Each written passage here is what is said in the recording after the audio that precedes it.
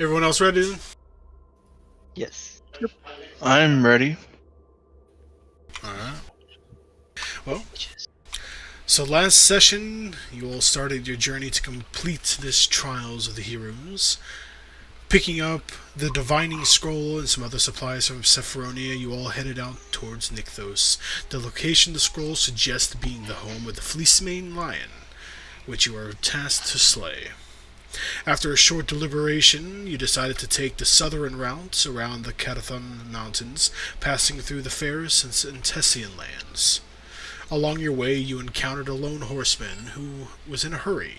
Voltaire frightened the horse, causing it to veer to the side of the road, upsetting the chest of coins being carried. The horseman, however, steadied his steed and galloped past. The party investigated a few of the loose coins that fell on the ground and discovered that they were an outdated coin from a polis that no longer exists, with the iconography of Mogus on them. After a short conversation, the party decided to continue their journey to the east, where you made a short stop at Satessa to check out the Obora market. After purchasing a few items, you continued your journey eastward to Cypress Gates and then north through the valleys beyond.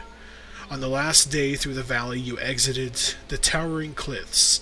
Utho spotted an odd formation of rocks on a cliff high up. After an investigation by Tharsios, it was discovered that this rock formation was hiding a small wooden box. Ignoring the written warning, Voltaire opened the box and released a shadowy demon into the world that thanked the five promptly before leaving. After seeing the creature dissipate into the mountain, the party continued till nightfall, where you set up camp to rest for another night at the entry point of the Ordinate Mountains that will lead you up to Nykthos. So, we start with you guys waking up here on the the seventh day after the sixth night. Before you are large, towering peaks of the Ordinate Mountains. They are a pale shale color, and the wind continuously howls coming southward, which is what gave Cypress Gates the ominous muse you guys walked through the past couple of nights. Unlike its cousins to the west, these mountains are older, stretching higher towards Nyx than the peaks of any of the Catathon. You guys, are you ready to venture forward? Pretty sure, unless anyone else has something they want to do. No. Lego.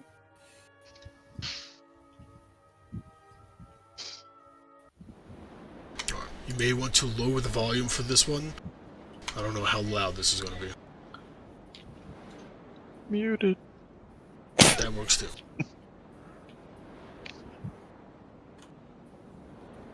If it's on anything higher than 1%, it's too loud.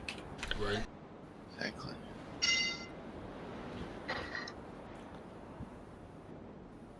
Alright. So, starting at the bottom near the entrance, you can look up and see that there are paths that wind around these ancient mountains. Eventually they kind of go off over around the edge of the mountain, but you can generally see the path that you're going to take, at least for the first probably day. It is very windy. The paths here are actually pretty well used. You can tell that there is maybe not as much foot traffic as the merchant paths from across the Ferris lands that you guys had come from, but it does look like these trails in the mountains get some use. You guys slowly start making your way around. Some of you might get a little chilly from the constant breeze that is pushing through and over the mountain sides here. Sometimes you'll be a little closer to the mountain just to get a break from the constant jet. However, the first day, it is kind of boring. There are little in the means of vegetation and fauna. The few creatures you see around here are all avian. They are normally flying, and they're either at other peaks from far away that you're able to watch from a safe distance, or they are small inconsequential, just birds of prey that might be after the rodents and goats in the area. As the sun slowly starts to fall and you guys continue along the path, you happen upon, in the about 150 feet away, you guys start to see the kind of glow of a camp. What do you guys do?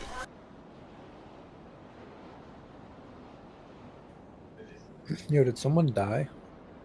Probably. Sorry, did you say specifically where it was? Like off the road? Like how No, far? so there's not so much an off the road here.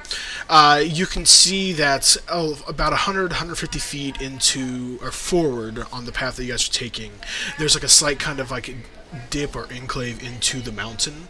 It's not so much a cave, but it's like basically the path, and then there's just like a path that has a larger berth into the mountain to the left, and you can kind of see the glow of a fire. Some of the shadows wisping suggest that there's a campfire set up.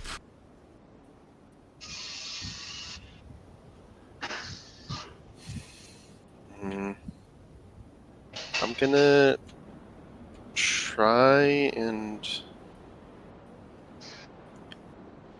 sneakily, I guess, try to get within 100 feet of the campfire, see if I can see if there's any people around it, how many people. Sure. Yeah, go ahead and give me a stealth check as you try to tentatively move forward. Does anyone else? Everyone else, yeah. I was gonna say, what does everyone else do? Do you let Uthul kind of go off on his own, or are you all kind of keeping pace and being quiet, or keeping pace and not being quiet? I'll just kind of stay where I am. I won't follow, but I will, like, take note that he left. Oh, watch him.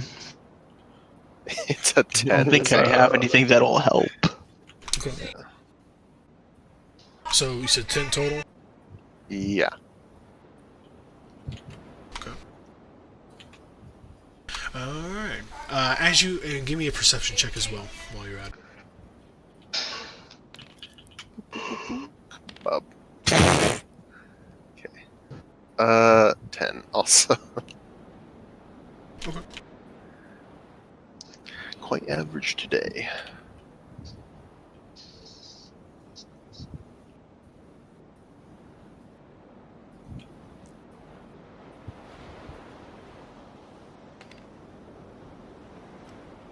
I do have a question. Yeah. What season are we in? It is currently the spring season. You're in the 4th month of the year.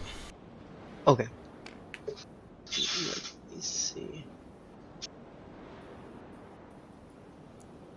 Specifically, we are in Peladrician, the 4th month. It is Sunday the 12th. Actually, it is Sunday the 13th, sorry. Oh, I had to work. Alright,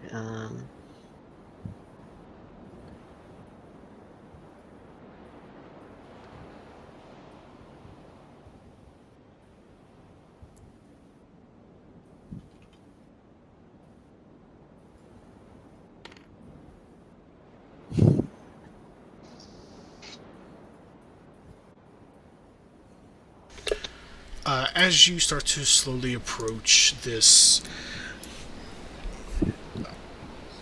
small camp, still you're able to just barely kind of start to get the view of the actual like small fire pit itself.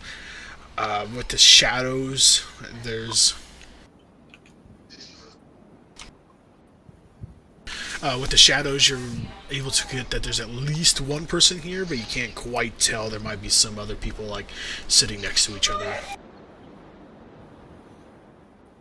alright. Elijah. Whoa. So Elijah, you wanna quick recap? We all died. Yeah. You're the sole survivor. Nice. So you guys are now a day into your travel on the mountain. It's starting to become nighttime. The last kind of stretching light of the sun is starting to go beyond the horizon here on the mountain.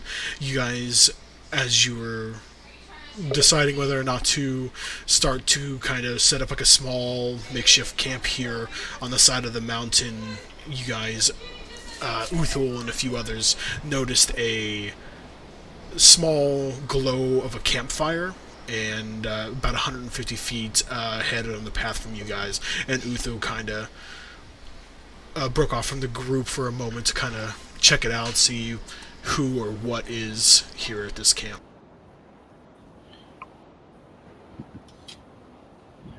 Okay. Okay, so I'm going to,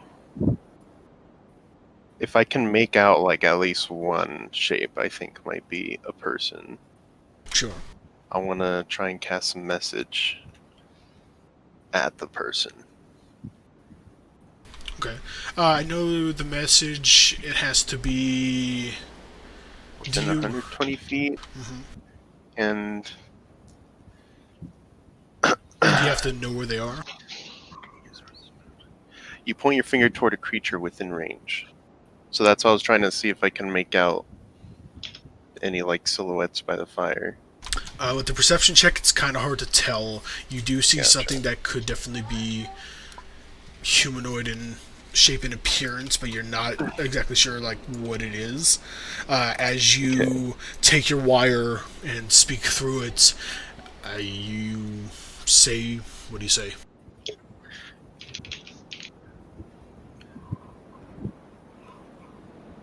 I don't know how many of you are there, but what is your business? Why are you on the road? Okay. We're attempting to pass through peacefully. Sure. We want no fight. Sure. You wait for a couple seconds, 30 seconds, a minute.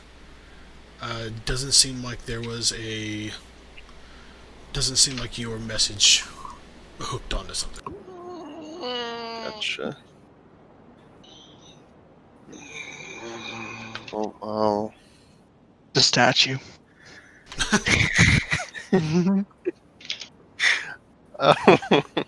I guess I'll rendezvous back to the group. Tried contacting whoever's out there, but there's been no response. Oh, you mean that statue I put last night? Oh, was that you? Alright, well, so you can come back. You guys continue. It is along the way. You'll have to pass it. Well, the only other option is to be not sneaky. Just be on our guard and guess we can I'm the master of non-sneaky. Is that a challenge? Yes. And then I start sprinting in that direction. Alright, yeah. So, you guys all follow this now charging Voltaire? Sure. You know, Alright. keep a light Sure, jog. but delayed, I guess. Sure. So, I have no idea what's going on, so sure.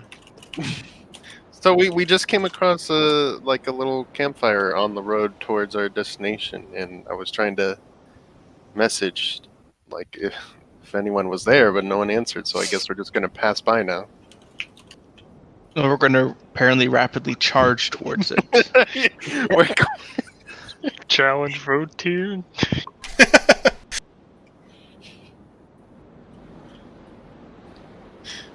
what do you say when you kind of come up to this camp, Voltaire? Do you say anything, or do you just kind of appear? Just kind of, well, since I'm sprinting there, I assume me being a Minotaur, you'd kind of, if it is anything, it would hear my footsteps, but I won't say definitely.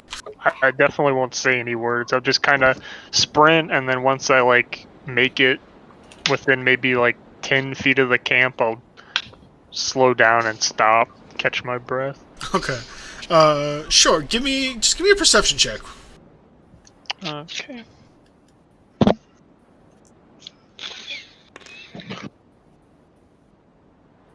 Perception. Okay, it's just a 13. 13. Let's see.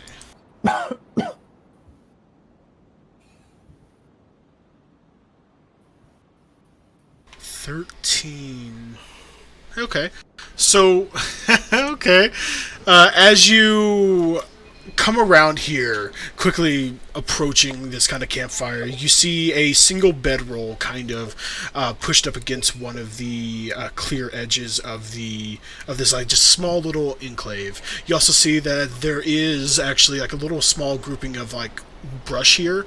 Not uncommon. A lot of the places that get a break from the wind do have brush. And you see, almost barely missing him, a person kind of crouched down in these bushes, seemingly holding a bow and just like watching.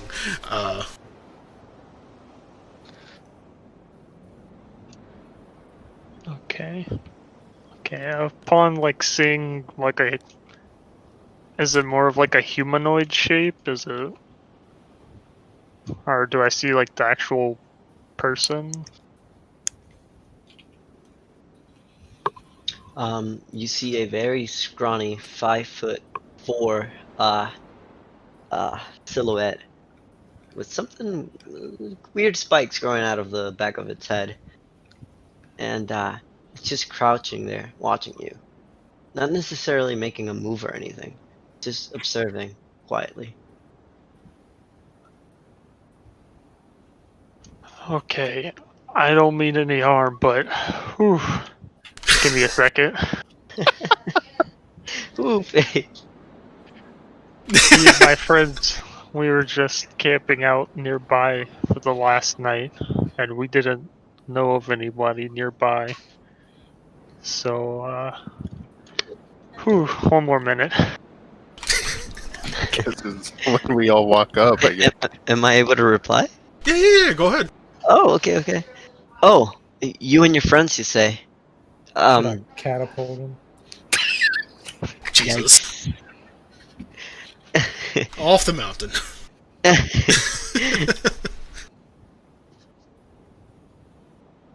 kidding. Oh, go ahead. Well, Sorry. No, that's my reply. It's just you and your friends? Huh. Where are they? You should be right behind me. I took initiative, and now I'm here. Yeah, and a little bit after he says this, as he's kind of catching his breath a bit, you see a group now, a group of 4 other people, 2 other Tritons and a Leonin, kind of. Wait, a Minotaur, a Leonin, and 2 other Tritons kind of come up and now join this very large Minotaur. Why would Hello. Why would you run into this campfire? You could have triggered any sort of trap. Yes, but Well, he was clearing you the wouldn't way have for the triggered. rest of us. Hi, I'm sorry. You He's still like a have tank. your bow at this time, like, pointed at us, or? No, I never had it raised up. I just had it on hand, Oh, just in okay. case. But I was like doing my best to not let like my like guard take the best of me. Mm-hmm.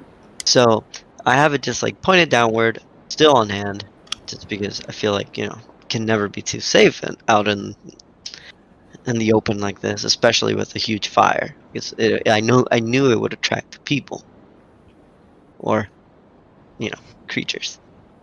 Do I? Like a giant minotaur. Yeah, am I able to reply to you guys? You Yeah, absolutely. keep going. You just do Okay. what you do. Alright. So I tell the Minotaur, I tell him, hey, you should definitely take it easy and just relax. I'm pretty sure you're out of breath. I am not here for trouble or any conflict. Actually, I am looking for a group of people that I have lots of dreams with. In a strange way, it's almost like a sign, but I I just been looking for them and I haven't come across them. But for some reason, I was told in my dreams that there was going to be two particular giant, compared to my size, uh, well, adventurers or well, soldiers with them. Fuck. That's Well, it. you are small. So you were sent by Sophronia? No, the god that I worship, it's actually Nilia, or not, damn, Nilia. That's how I pronounce it, guys. Nilia, Nilia. potato. Huh. So you're on your way to Nykthos as well. Correct. Seems pretty obvious that this group you're looking for is us. Is it? No, Where this exactly is- are you guys from, actually? Gonna have to ask that to every individual here. One of us is from the water. Did you guess? that makes three of you now. Glub glub. Actually, I but think he meant as in where did we came from. like as a group. Ah, my mistake. That would make sense. Oh, we met in Polis, Akros. I think. Yeah. Akros. Polis of Akros. They all kind of run together. I suppose if you're not accustomed to that, it would be. Strange enough, you guys seem to be the people I've been looking for. What gave it away? Come on, we had a conversation.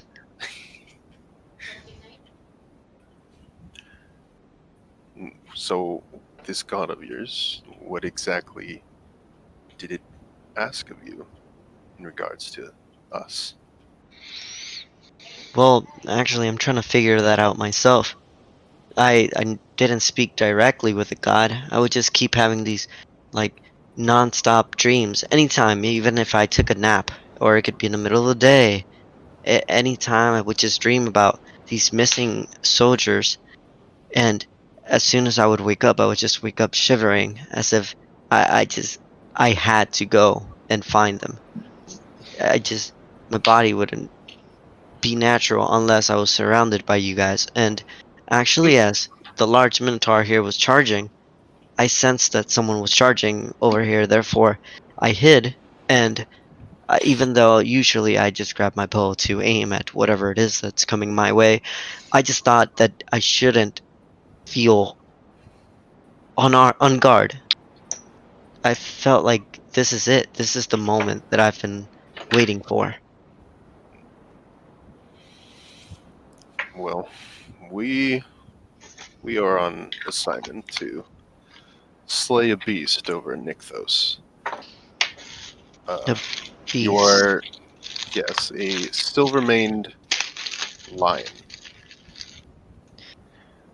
Oh, is that what you guys are really after? Well, Well, apparently, for that's what we now. were. The divination scroll here, and I'll take that out, and I'll open it, and I show it to him. What do you see? What does he see? Yeah, so you see this Leonin, also very tall, kind of lanky because of his height, almost 7 feet tall as well. He's sitting at about 6'7", or was it 6'7", or was it actually like 6? It was like 6'9". 6'9". So like this very tall Leonin comes up and he pulls out this very large scroll. And as he opens it, you see a bit of a shimmer on it and kind of words in a green, almost vine-like font appear. And on it you see the words, "Beyond golden fields, High where the world touches Nyx, a silver-maned beast never yields. Taking the pilgrimage, slay the Starfield terror, and bring back its visage.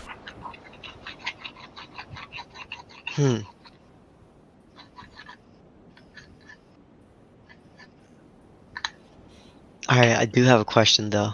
Yeah. This silver beast, is it is it a terror, or is it just like a normal creature of this world?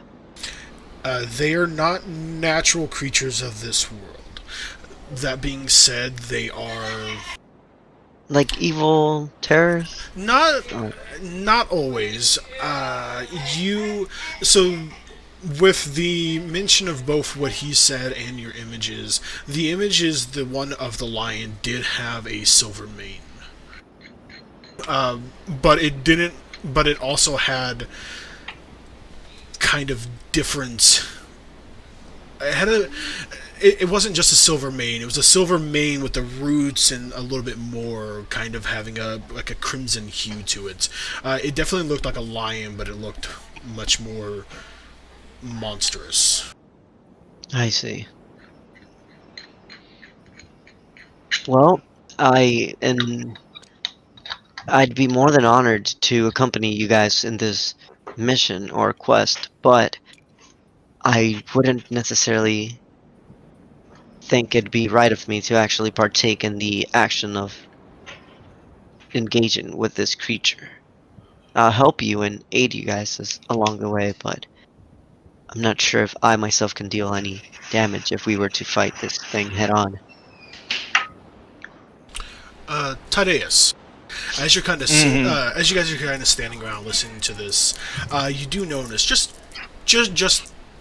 barely. You kind of notice that there is just a little silver thread that kind of unravels, not unravels, but like ravels around like just the shoulder of this new Triton. Okay. I think he's gonna walk over, put his hand on the shoulder of this new Triton, and say, "Well, consider yourself part of the family." And give him a big hug. Am I able to reply? Yeah, go ahead. Yeah. I have a soft smile, and I say thank you guys so much. I'll do my best to aid you through our quest. I'm sorry. That's it. Yeah. Well, seems like you have a nice camp spot set here. How late is it? It is, like I said, like the sun is just about to go completely over. With the conversation here, you're definitely in the kind of light to mid twilight phase of dusk. So it was almost time to start looking for a place to set up a camp.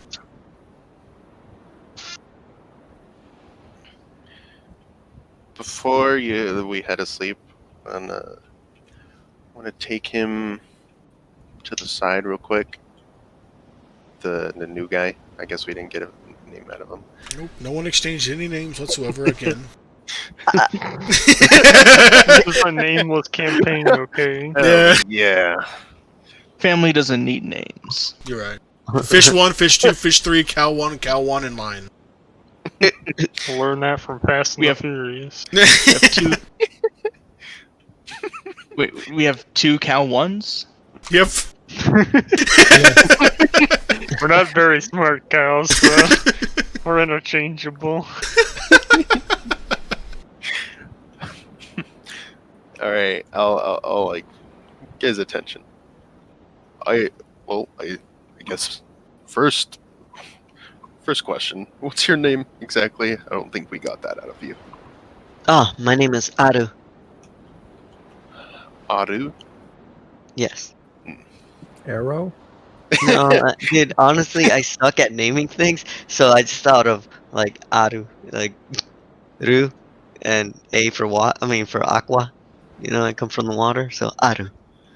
Uh, Ru, because my name is Louis. Ru. Yeah, Aru. sounds good. And secondly, you like to get an assessment of your capabilities. You said, Ask him his name. Doesn't give you his name though. "Oh, Yeah, what's your name, Ken? Alright, good. hey, that's up to him to ask." Okay, I'm How here the for a mafia specific works. reason. It's up to him if he wants to learn that. So what's your name, big guy? Oh, my bad. Ulfo. You can call it Ufo? Ulfo. Ultho. Alright, let me see. Got it. Ufo. Got it. Sorry about that. I guess I was a UFO. bit preoccupied with my second question. Your capabilities. What exactly can you bring, I suppose, to Oh, this party here? right. I should have actually explained. You shouldn't necessarily just accept an outsider without knowing what he can do. But, well, basically, I'm really good at hiding. And I kind of, even though I know I was over here in the middle of nowhere with just a huge campfire, but I can hide. I can see in the dark pretty clearly, and I'm pretty good at actually when it comes to attacking, let's say, a specific creature. Usually, I'm really good at coming and well at doing a sneaky attack. But as for a party of mine, so I'd rather just stick around and make openings for them. Hmm. Well, you mentioned earlier that you did not want to harm this beast.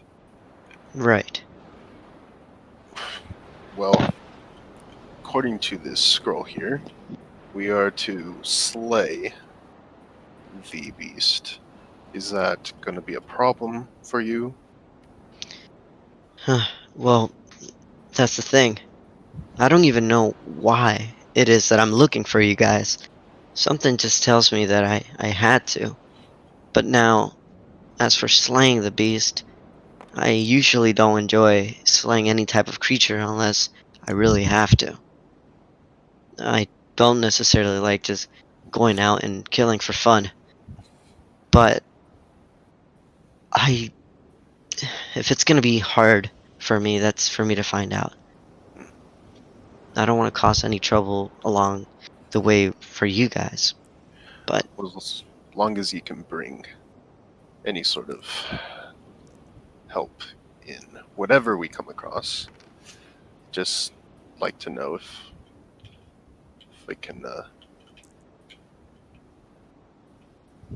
we can lean on you.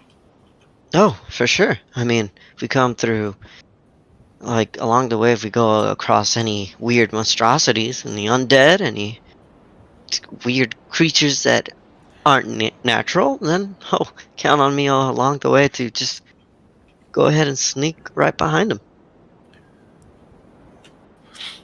All right. Well, I suppose we'll see.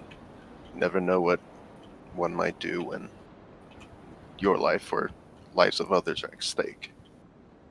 Correct. I understand your concerns. Well, good night. Good night, Otho. Nice meeting you. You too. Alrighty. Not because you're in any particular danger, but can I just get a order of who is keeping watch this evening? I need 3 people, each for their shift. Or for 3 I am different shifts. passed out. I did. Wait, You ran real fast that day. Tideus will keep watch. Alrighty. Who will relieve Tydeus? I'll do it, Jay. Alrighty. And who wants to take the last watch? I'll do it. Alright. Alrighty. So yeah. As the night progresses and you guys have found a seemingly new companion for your journey, you all get your night's rest. Tharsius, as the last person taking watch, as you let Tydeus and Uthul get the last bits of their sleep and everyone else is kind of sleeping in, the sun starts to rise, and as the barest peaks of the sun comes up, you give me a perception check.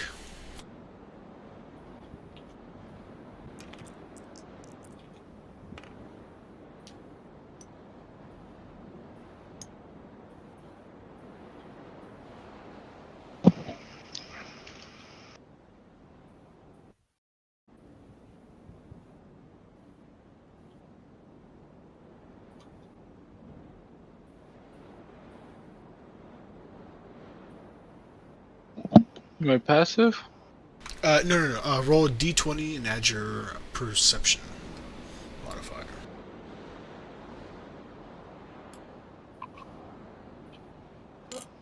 Ah. I rolled a 6 minus 2, 4. Beautiful. Alrighty. As you are keeping watch over your allies, you do see kind of streaking across this sky, almost as if it's coming from the sun itself. It appears to be almost like just a overstretched arm of the sun kind of streaking across your periphery. You can't quite watch to see where it's going because your eyes kind of catch onto this like little tiny speck that seems to have broken off from this streak. It's definitely very curious. You've never seen anything like this before, and instead of watching the main yellowish orange arm disappear into the mountain, your eye just kind of glues onto this tiny speck as it falls down. Following it, you actually see that with the wind, as it gets caught by the wind, it is pushed over towards the trail. As you kind of get up and follow it, you can see that's maybe 50, 80, maybe 100 feet down the trail further along the way that you guys are going to be progressing. This kind of yellowish flake lands. No impact, just lands.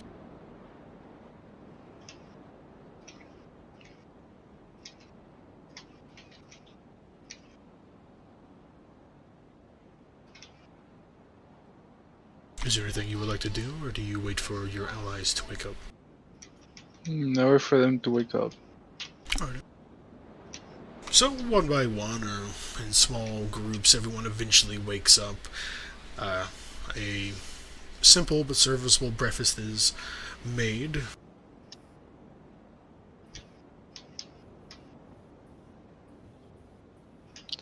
Made by Tydeus. Sure.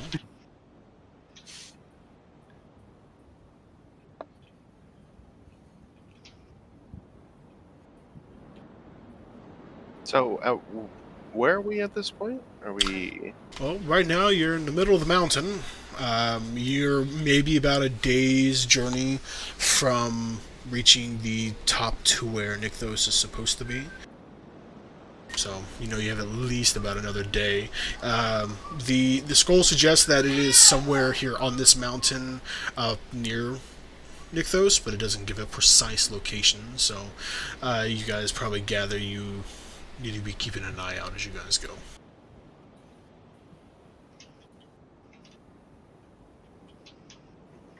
On what side did the shard land? On the north or south direction of the mountain that we're on? Or Tharsius would know that it is... You guys would be walking towards it if you continued up. It's kind of it's a little further up to the I guess at this direction, probably about northwest, as you guys are wrapping around. Okay.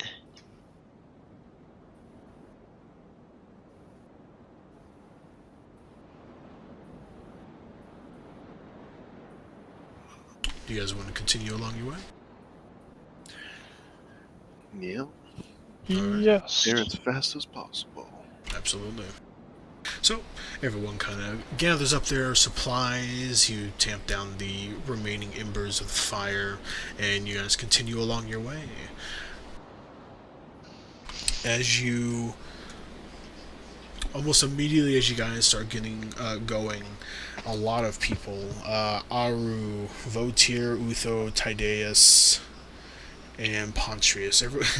I mean, at this point, also probably Tharsios, just because after about 120 feet, like from the campsite, you see kind of wedged into this crack in the mountain itself, waving in the ever-present air of the mountains around you. This little, almost feather-like, well, this like orange, yellow, glowing feather, caught inside between just some rocks the way it was wedged in.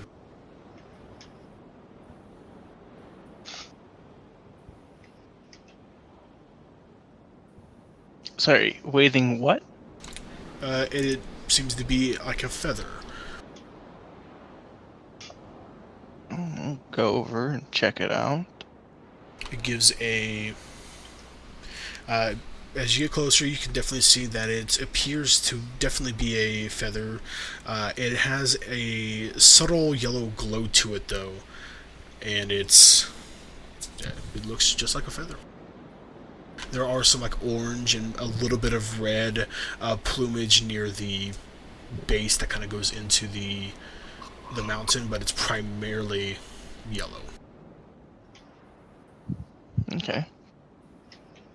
Hey guys, it's a feather. Oh. Is there more to this feather, or are you showing us a plain feather? Oh, it's Do you coming pick it out up? of the. Yeah, I mean, grab it. Oh, he picks it up. Okay. I thought he already picked it up. I didn't know. Did you pick it up as you kind of like showed it to Sure, yeah. everyone? All right. Yeah. As you touch it, it is very warm to the, like as you touch it. Not warm enough to be like you drop it and it kind of like singes, but it's warm. As if it was like near like a fire, like a pillow was like near a fire, and like the down kind of got very, very warm. It's almost comfortable to hold. I'll examine it as like a study person. Sure. Would I understand the creature that it's from? Or? You specifically know what this is already, but does anyone else have... Any input? Right. No, well, potentially input. For this, can I get either a nature check or arcana, and then Utho specifically, I need just an intelligence roll. No, nothing else, just intelligence D20. So, if you have arcana proficiency, you can roll. If you have nature proficiency, you can roll. Not me. 15 total on the intelligence. 15 total. I have a nature, but what die was it? Yeah. So this one will be your D20. So it'll be this big one here, and then you can either do that. That's 11. And then add your nature modifier, the number next to nature. Alright, let's see. Nature. Where is that?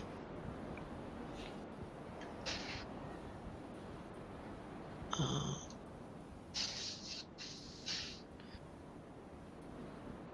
sorry, I'm trying to find nature. Yeah, it's in that giant list of like starts with acrobatics and handling. It's near the bottom. It's like in the middle-ish. Oh. At least for me, I don't know if it's different. Well, it should be alphabetical. Is it on the features and traits or No. It's actually just it's to the left of that. It's the small middle Oh, column. this list. Okay, Yeah. it says +4. I'm sorry, yeah. No. You're completely fine. So it would be 11 plus 4 for a total of 15. Yeah. So with that, let's see. With that, Aru, just based on the stories and other visions that you might have had in the previously as you were kind of growing up, the fantastical tales of some creatures, both Uthul and Arun definitely know immediately that this is a phoenix feather. As for Uthul, you know very well, you knew what this was more because almost every single one of the kind of just big known philosophers and spellcasters and Molotus actually try to get their hands on one of these to transform it into a quill because it makes writing spells easier. As for your intelligence check, you also know that this has a couple of other uses, but you would have to take some more time to one of the uses is there are certain spells used to revive people to bring them back from the underworld in a safe manner that is approved by the gods, and that this feather can be used to completely replace the material costs of those spells once. Ooh. You said it was phoenix feather, right? Yep, it is a very good condition phoenix feather. So you know it can be used for two things. There may be other uses that you don't know right now, but as of right now, you can either convert it into a quill, or you can use it to like resurrection spells, right? Sort of. So basically, for revivify and raise dead, this would completely take place of the diamond cost, but it is consumed upon use. Do you know what you have there? Feather. I think he's right. You are correct in that assessment. However, not only is it a feather, it is a phoenix feather. That So it's from a bird. correct again. Well done. You are learning quickly. That is worth a good amount of gold. Oh, so what does it do? Well, I can convert it into a quill. That would be very, very good for me. Maybe not so helpful to the rest of the party.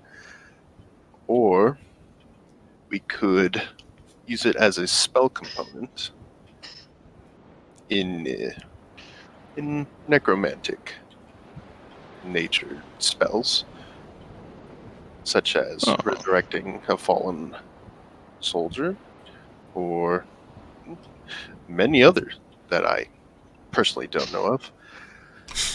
The point is, it's worth a lot of gold. I was about to say, just because you would know from just association, these typically on the market go for about 550 gold. Ooh. Oh, while they're talking, can I look for just any feather nearby? Yeah, absolutely. Give me a perception check. Yeah, I'll mention how much how much it's worth. Okay. I got a 2. And 2? then that 2 plus nothing. Alright. Looking around, especially like around where this one kind of fell into place, you don't see a lot. Especially since a lot of the mountain is the same color and there's not too many brush or other flora around, it'd be pretty easy to see, and you're just seeing a bunch of rocks. How much is this rock worth? That right there is completely worthless. Most likely. He means priceless. No. Crack it open. See if you can find anything inside. Nest of spiders. Never know. I'm not gonna until you try it.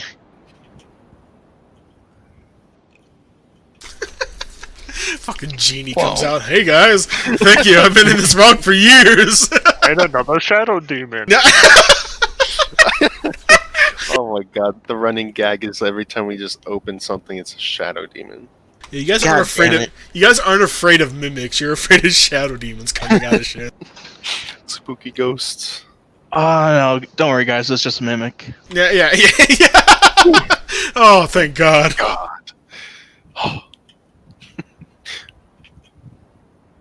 Alright. But yeah, you don't May I- see any. This. I might not be the best one to hold the feather then, if it's so valuable. I do have this coffer. Oh yeah.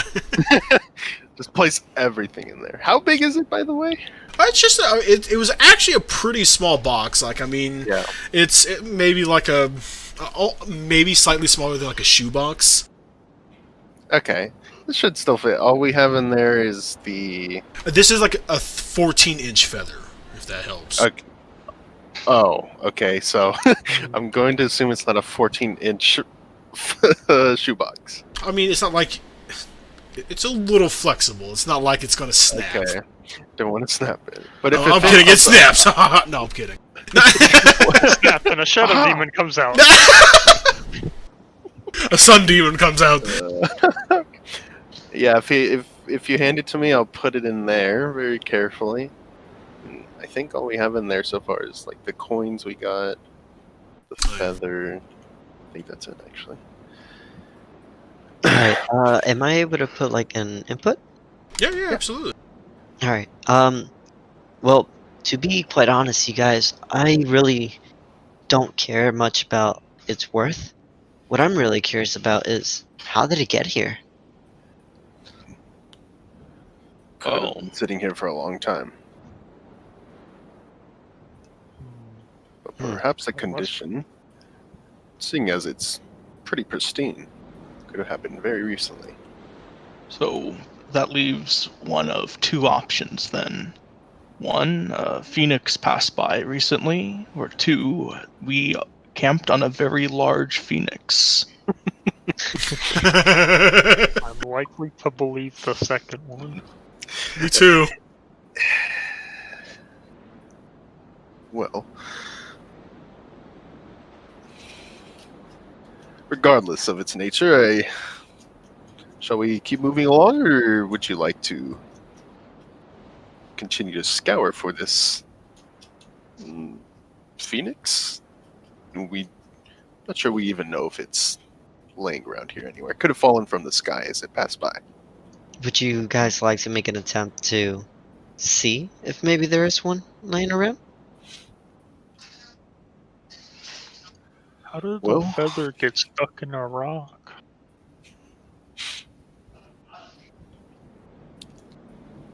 Where was it placed exactly? It was like in between, like it was just slightly stuck between, like Yeah, so like you know the rocks have like just very small cracks and like the stem of the feather kind of got wedged in it enough where the constant wind didn't blow it away. Gotcha. And by the way, you said we can make it into a quill. Would you say it just has like the gold or time to make one, or because So it takes 8 hours to craft, and it costs 50 gold to have the right, like for the material cost to change it into a quill that properly works.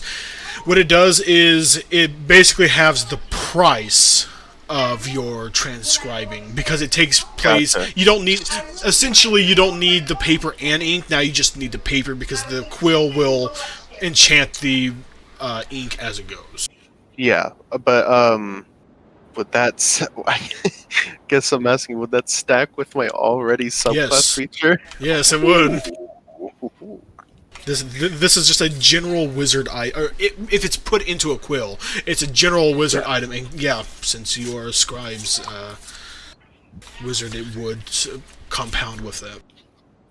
So like, it doesn't affect the speed, but it does affect the Yeah. cost.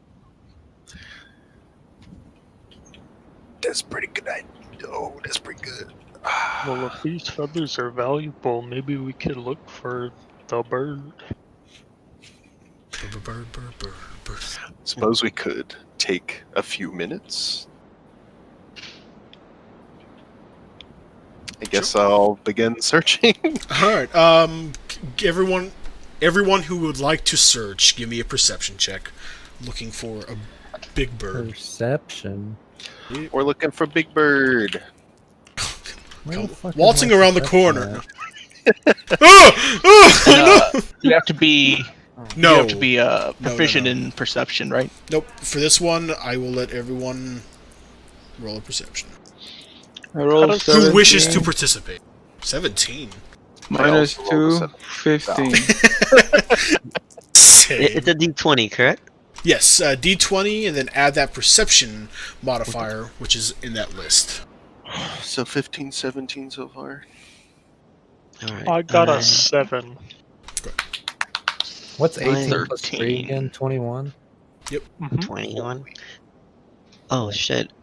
I got a 14 plus 6. So 20. Yes. Hehe. And 13. We Oh, have yes, found that's- Big Bird. Alrighty. Although, to be honest, he probably wouldn't be looking. What did you get, That's Josh? A fine. 17? Yeah, I got a 17. Alright, yeah. So, as you guys are kind of just searching around, maybe progressing a little further or backpedaling a little bit, no one really sees too much of anything. Voltaire, you do see kind of off in the distance a just kind of flying bird. Just looks like a normal bird. How but very far away Yeah. is it? Pretty far away. Like it's like a couple mountains down. I yelled to the group, guys, there's a bird over there. Utho and Utho, Arrow, and what did you roll, Pontrius? You rolled 21, right? Huh? Me? Pontrius. Wait, what happened? You rolled a 21 for your perception, right? Well, yeah, I rolled 18 and my perception's plus 3. Yeah. All right, yeah. So you three, as you kind of like called over here, maybe a little excited, maybe not, but the large minotaur points over, and you guys see there is indeed a bird over there. Doesn't have the same plumage color that the feather you currently have would suggest. And kind of looking at it, it looks a little bit more mundane, but it does look pretty big, especially since it's so far away and you can see it pretty clearly.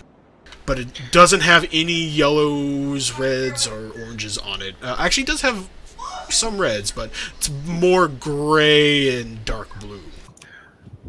Votier, I want you to take a look at this feather. Mm-hmm. Does this color match that bird? No, but what if those feathers are also valuable? I suppose it would depend on the bird. Exactly. Well, what kind of bird is it? Yeah, science man. Can I try? and Only tell if what you have kind of bird? nature. Only if I'm what? Only if you have proficiency in nature for this one. Damn it! No. I'll let Aru do it. I could try to roll. Or do you have it too, Malice? Huh? Does Malice? Do you also have nature? I mean, I'm not proficient in it, but I have plus 2. I will say in this time, it will just let Aru since he has proficiency in nature. Sounds good. Boom. Wow, I got a 3 plus 4. You 7. can't quite place it, not from this distance. Okay. Well, Votier, I guess we'll never know. To be quite honest, guys, I thought it was just a very large pigeon. What's a pigeon? It's like a rat. What's a rat? Damn it, they don't exist? I'm Yeah, kidding. they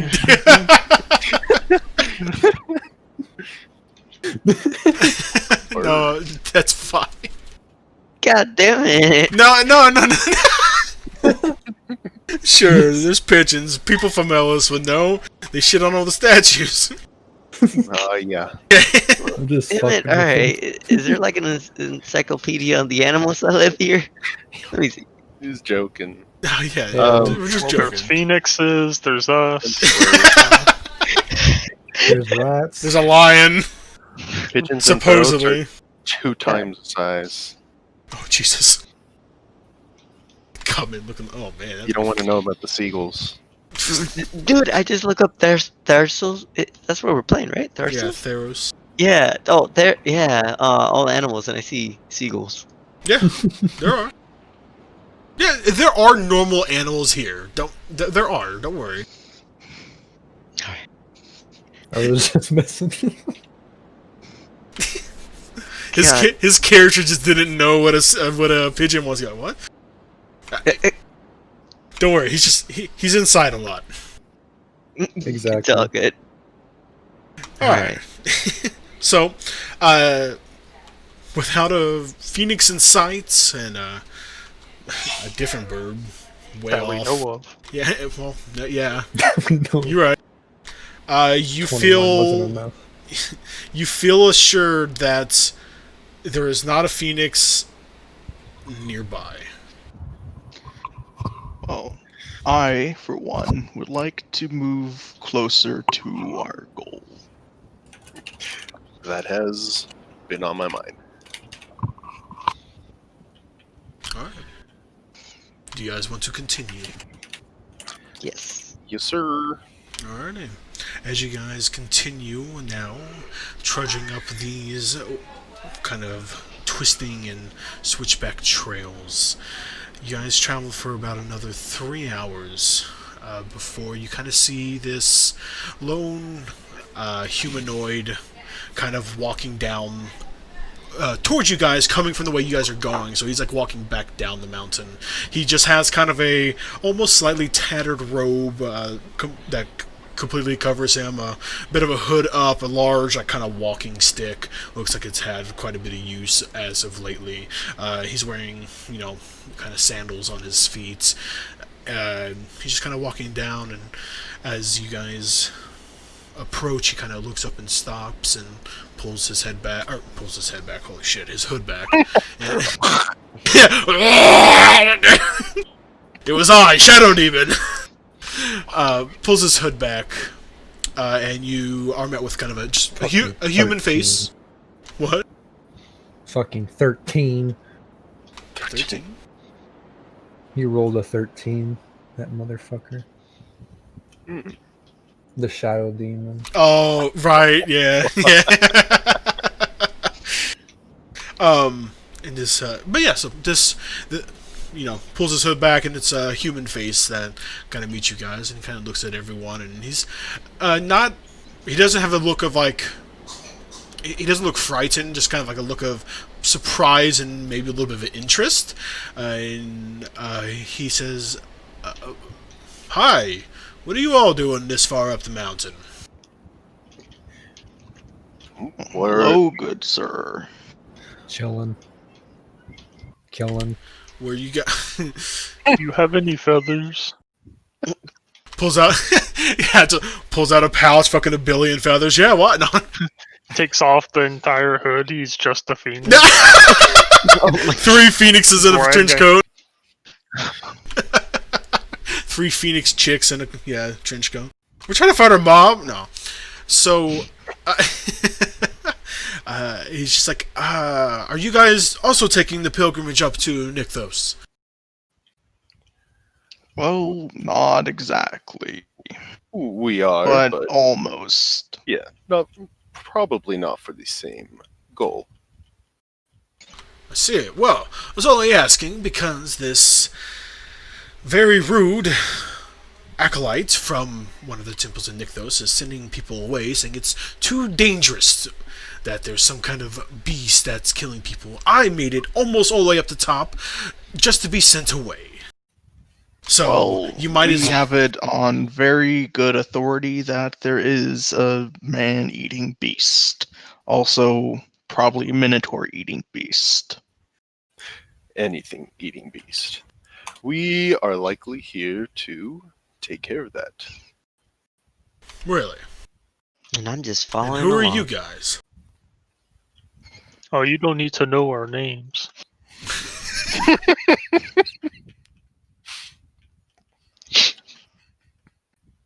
We haven't found a cohesive name for the lot of us yet. Oh, I see. Well, if you can get around the monk and you can take care of this, I'd be much appreciated. I would really hate to walk all the way back home after I made this pilgrimage. Well, shouldn't be too long till it's taken care of.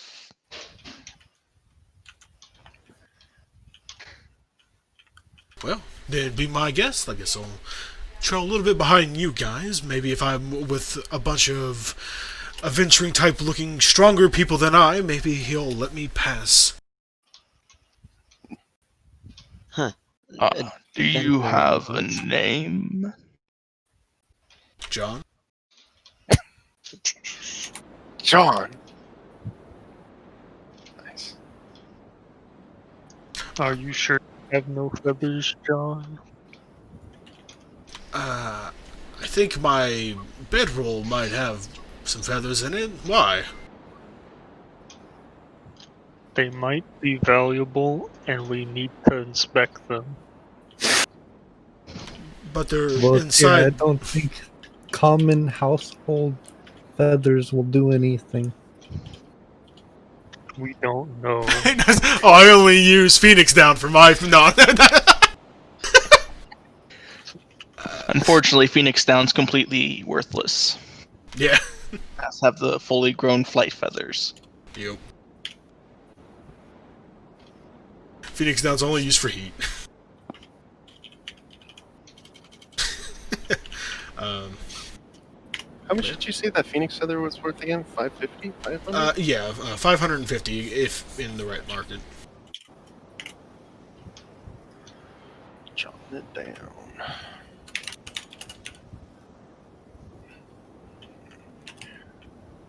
So we're on this trail we're leading up to. Yeah, you guys are still leading up. This guy is coming down. He looks like just the normal human, probably from one of the cities around Melitus.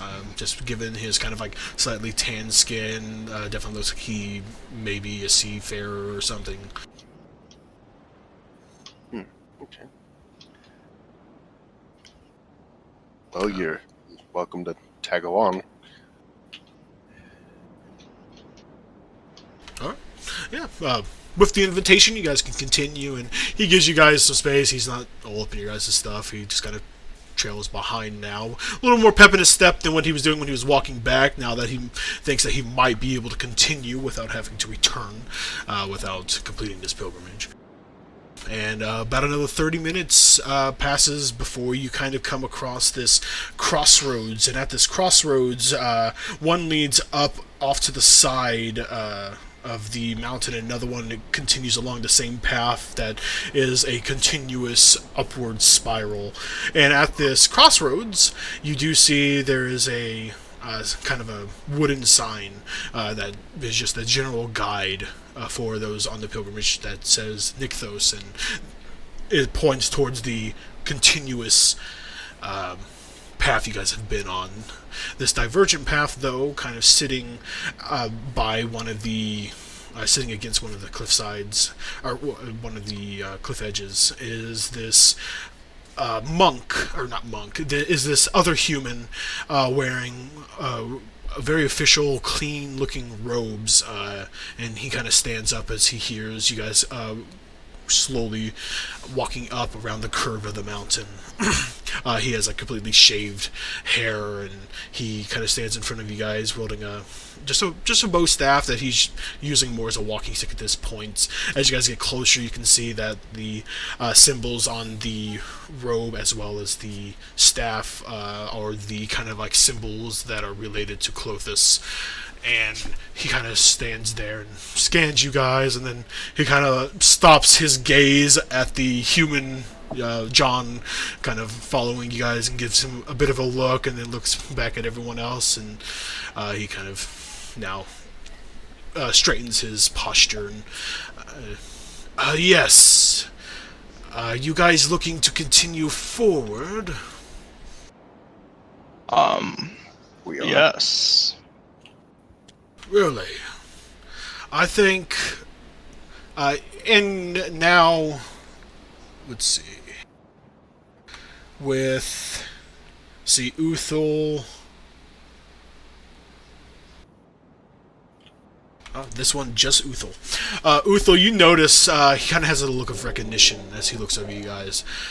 You definitely have never seen this person before, but as he kind of looks at you and you answer that, he kind of like looks over you with just a bit of a like his kind of straight face goes into a small smile, and he's just gives like the lightest of chuckle. He's like, "Don't worry, I think I know what you guys are here for."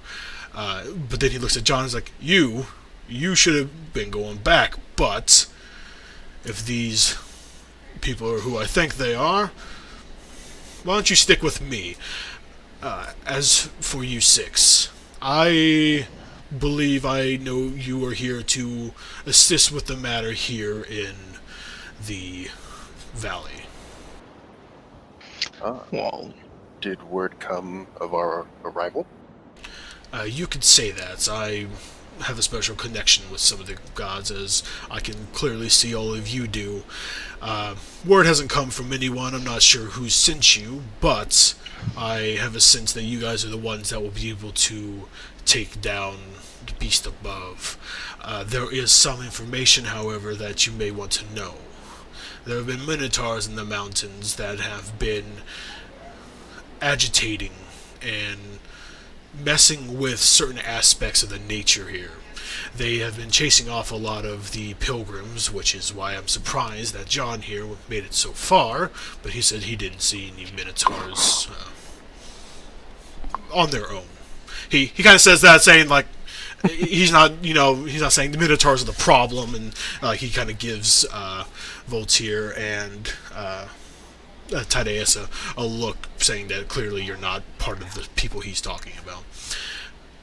That being said, I fear that this Fleecemane that used to be very peaceful here, something has changed it, and I am believing that it has something to do with these rogue minotaurs that have made it here. Minotaurs normally don't come this far. Most of them don't get across Oskos alive, so I would like to know that if you do find any minotaurs up there, to find out how they got here and if there's any more around. So you say there is a connection between this? Perhaps. We've had this Fleecemane here for a long time, and it's guarded against a lot of dangers, but it's generally was peaceful with the people coming for their pilgrimages. But for the past couple of weeks, since the sightings of these minotaurs have been popping up, the Fleecemane has been attacking almost indiscriminately. I've been sitting here to make sure that it doesn't come back down the mountain. I don't know when it last fed, but I haven't seen it for the past couple of days, so that's why I'm sitting here posted, turning people away so that it doesn't get an easy meal off of people like John. See John kind of like nervously kind of like back up a little bit and is like, well, that's not what you said. You just said... I see. Well, we've been tasked to dispatch this line. Is there any information you could add on? We haven't received very much. Well, the den for this beast is a little further up. Probably not 10-20 minutes. It is on a cliffside, so be careful. There's not too much room to fight it, so perhaps you can get it into its cave. It might be safer to fight it there.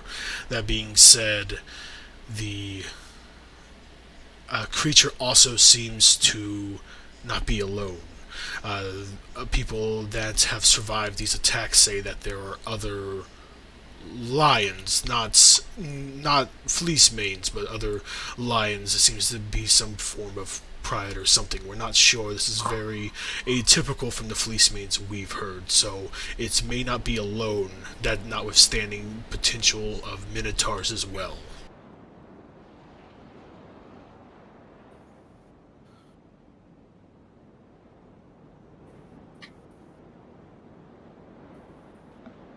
May I ask, where are these minotaurs coming from? As of right now, I'm not entirely sure. That's why if you do find a Minotaur, I would love for either to be able to talk to them or if you talk to them for me, if you can give me any information about that. As I said, we're pretty far away from the Badlands of Phoberos, and most Minotaurs don't get past Akros, and the ones that do, that come through the north, have to go through the fields of Orskos. So it's definitely troubling to see Minotaurs this far east. Just to give you some context, if you don't know the map, if you come over here real quick. So, right now you guys are kind of in this section here, on your way up here. So you guys are pretty far east on the map. These Minotaurs, or most Minotaurs, are known to live in this section over here. And then this middle section here is Orskos, where the Leonin primarily live. So, with the mountains here, the only real way for Minotaurs to come through, at least this side, without having to go through Akros, which is down here, is to come through the north side. And from previous just knowledge, Orskos, the Leonins can normally hold themselves pretty well, especially against Minotaurs. So it's troubling to see them somehow having gotten through Orskos, up around here, and up towards the mountain. I see. Am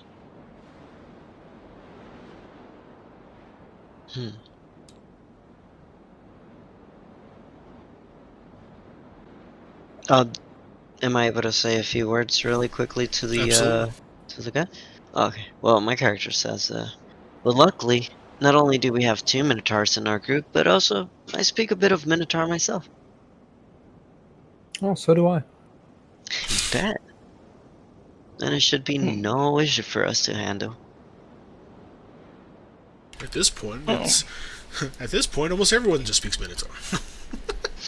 Why didn't you guys say so earlier? I can speak Minotaur much quicker.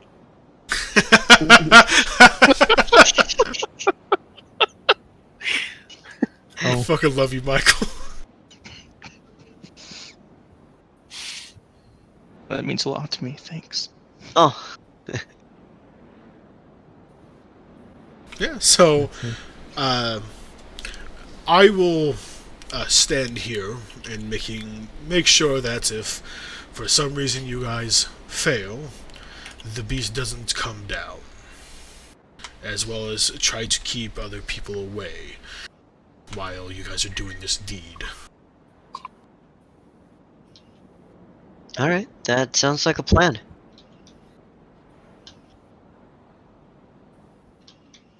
So yeah, basically you guys can go off to this kind of forked road that's going to go up towards the mountain further up, and you can kind of see that it definitely has a bit of a tiered look to it. Alrighty.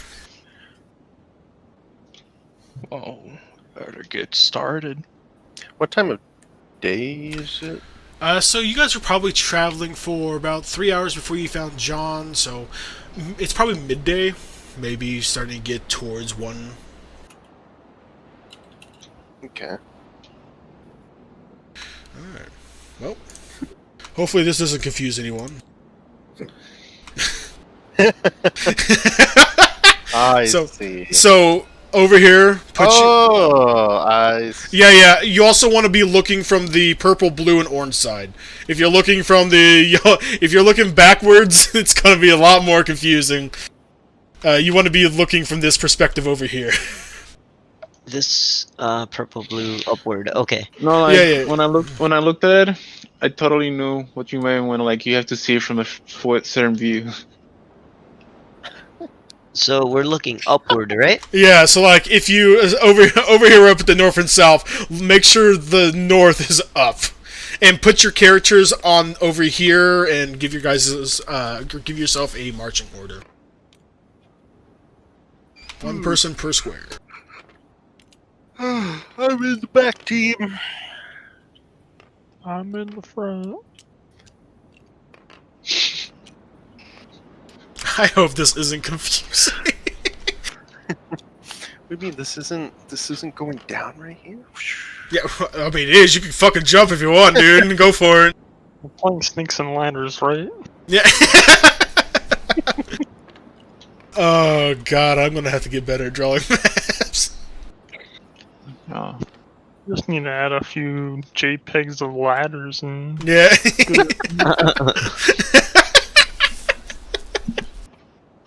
Alright, everyone on here? There we go. Oh, nice pushing Facing over. the wrong way. That's nice, pretty nice. Hey guys, look, there's a ladder.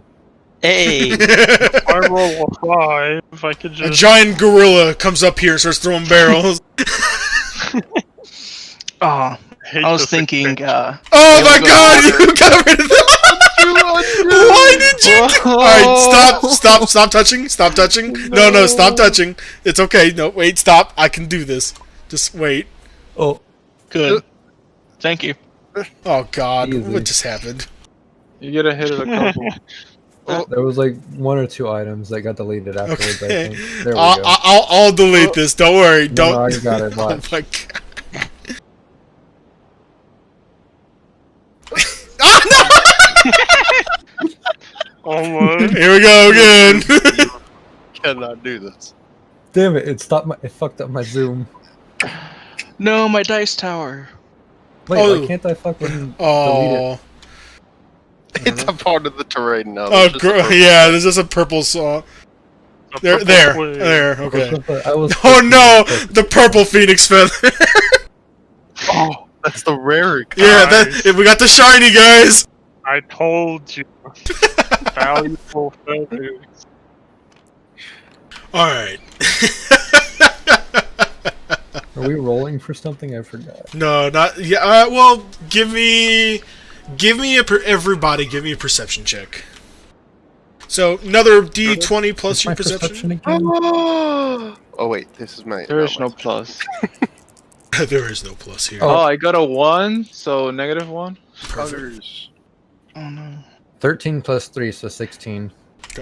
19. I can't find my D20. What the fuck? 24. I got a billion. You want one? There's one right here. I literally have infinity. Okay. Oh, thank you. Oh, There's holy also shit. this one that you had on your table. Oh, I forgot. Damn it. This is mine now. Roll the blue one. And I got a 5. Do I become temporarily blind since I got -1? No, you just the wind. You just really do not like the wind. Wind is definitely not something you really deal with underwater. So being somewhere where there is a constant breeze, you're just like, fuck, this sucks. You need to Little dust in the moisturize your eyes. Yeah. So, My perception is +6, and I rolled a 5, therefore 11. all right. So yeah, I love that I can only roll slightly better than my passive. I mean, all right. So I'll say, go ahead and move you guys kind of along here. You guys are able to get along this ridge before something else happens. So you guys kind of just are coming along forward up here, and then about here. Who rolled 16? Me. That was Tadeus. I got a 24. Oh fuck. Okay. Yeah. I got a 19.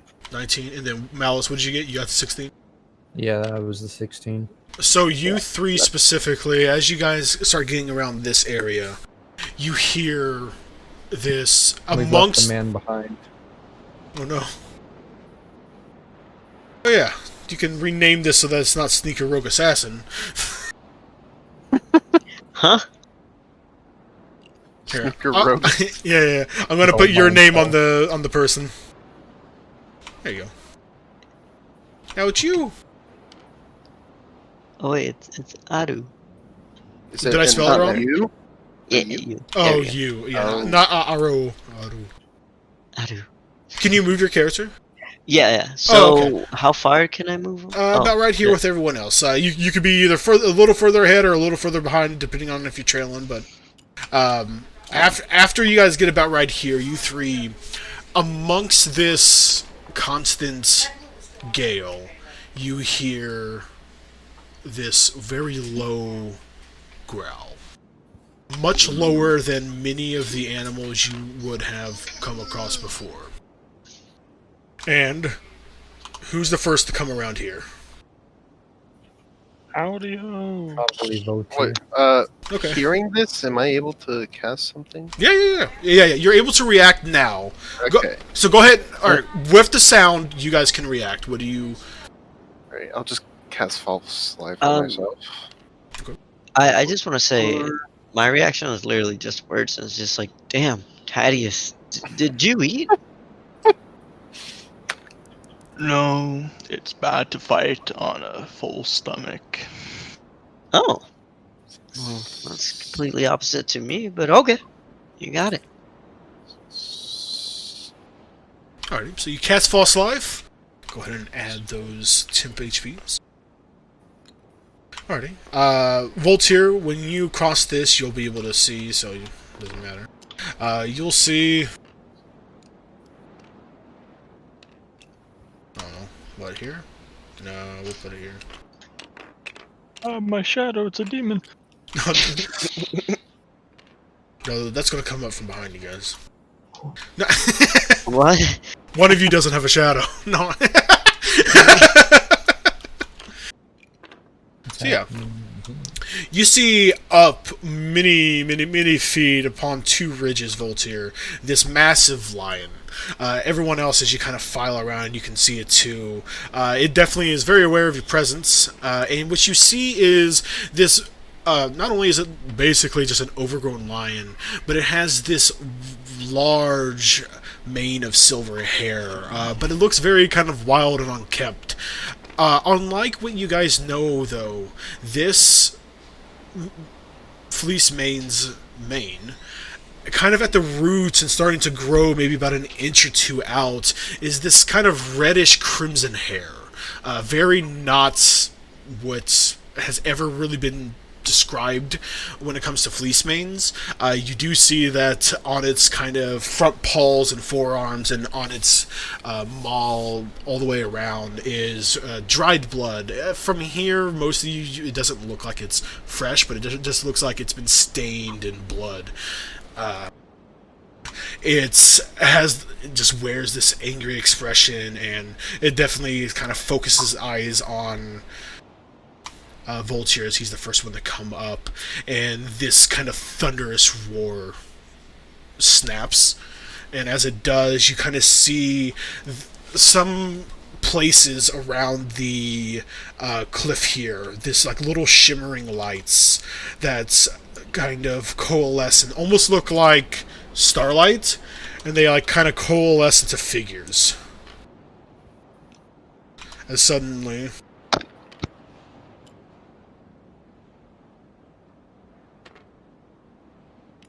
these kind of golden white lions appear out of the starlight, and once they kind of land, they have golden bodies, but their mane is fully just like red crimson. It almost flows as like in the wind, making it kind of look like they're more underwater, the way that it kind of flows almost unnaturally.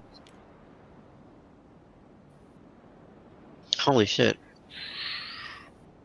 And 5 of these kind of shimmering lights appear and coalesce into these forms, and I need you guys to roll initiative. As this thing... What? Initiative's going to be a d20 plus your initiative modifier, which on your page is at the top, like where your HP is. As this thing kind of like jumps down the ridges, it'll only get down to here on this one.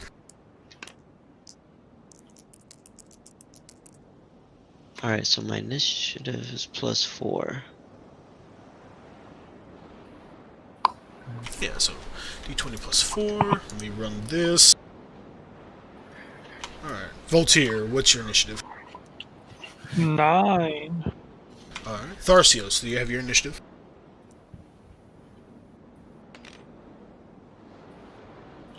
Elijah? Mine's a 2. Ooh. Thaddeus. I'm not the slowest. I'm 6. Utho? 5. Great. Pontrius.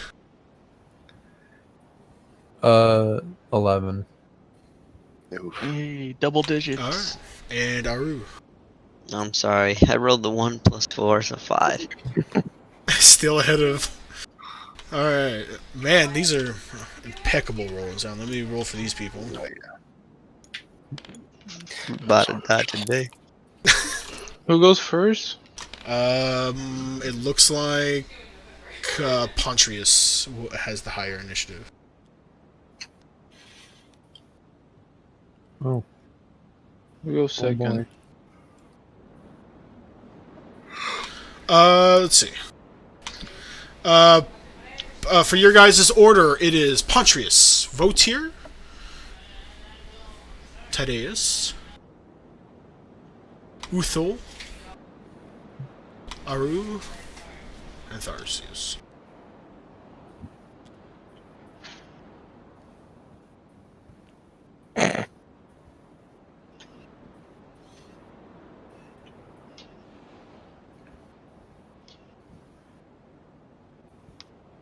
Why'd you give yourself a space?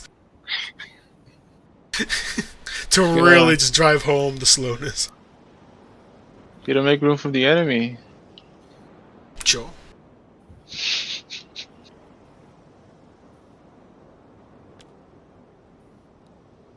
Alrighty.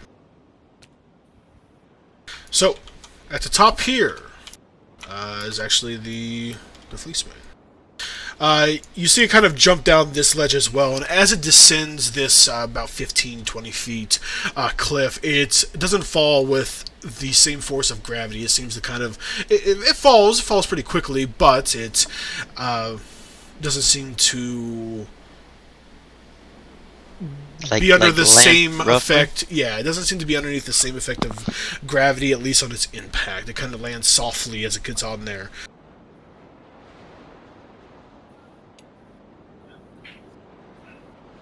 Oh my god, it actually can do it. Is this full tier? Wow. That was... Wait, am I doing that right? No, yeah, that's its full... Okay. As it kind of comes up, locking eyes with you, Voltaire, jumps down, never looking away, and you see with pretty impeccable speed this large lion rush forward. As it does, you see its leap about at this point. It has like a slight leap as it kind of lunges towards you, and as it does, it goes in for a bite.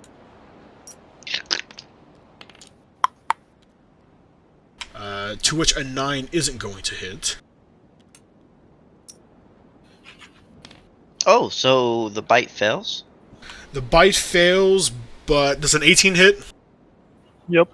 Alright, so you see this large beast come sprinting down. It jumps off this relatively tall kind of ledge here down to here and sprints over, leaping over this little gap here and lunges at you. As it comes in for a bite, you smack it to the side with your warhammer to make sure that it kind of like goes off to your side. But as it does and you're looking down at it, you don't see its left paw come up, and it gets up and rakes across your chest for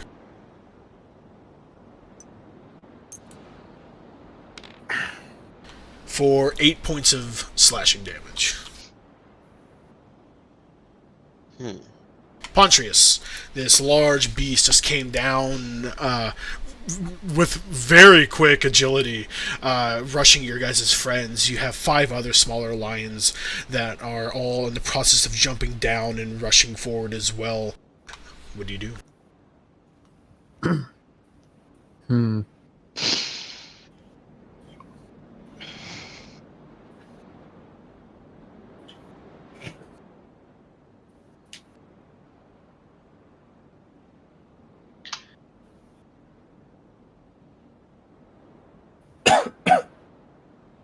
I'm trying to think.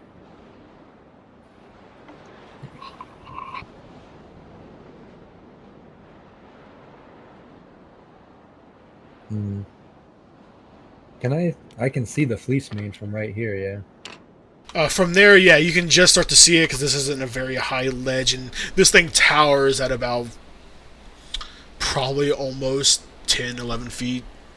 Like it's I'm just gonna move right there first. sure.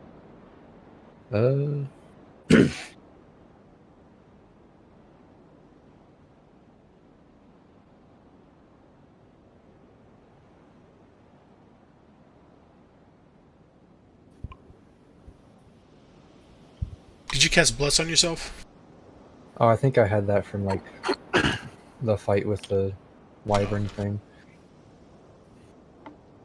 So that's not there, no. I'm trying to think of what might help right now. Sure. You got an action, and you got a bonus action, and then you have a little bit of movement left. You use 10 feet of your 30. Voltaire, you're next. Just you're on deck.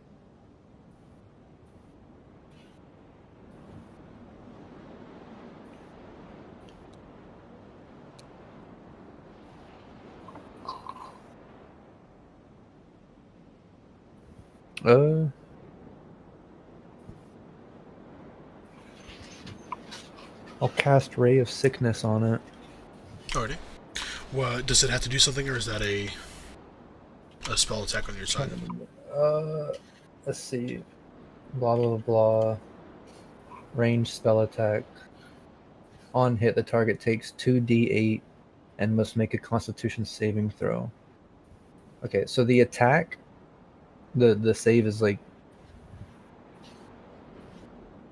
a Constitution save, and I guess it's 12, but I have a +4 on that, so I don't know if that affects the save for you. No. So basically, what it is you attempt to hit it. So roll your attack, and then if it hits, I have to make a save. Is that what you said? I'm guessing. Well, Because the attack save is Con 12, but I also have a +4 on it. Hold on, let me look at the spell because like it might just be because so the lion needs to make a con 14 you said or 12. 12. Okay, yeah, give me just a second. Let me look up your character sheet. What is the spell? Ray of Sickness. Ray of Sickness.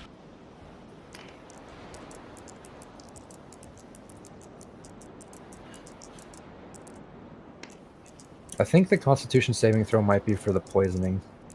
Yeah.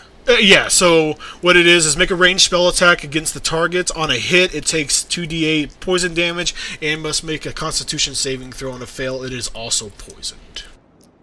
Cool. Alright, let's see. And 9. Total? Yeah. Is that plus your 4? Oh, okay. Yeah. The how do you cast this? What do you use to cast it? I just cast through my dagger.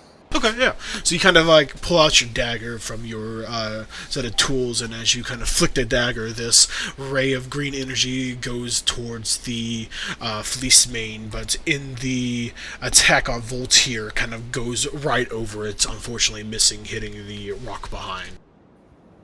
Mm-hmm. Anything you want to do with your bonus action?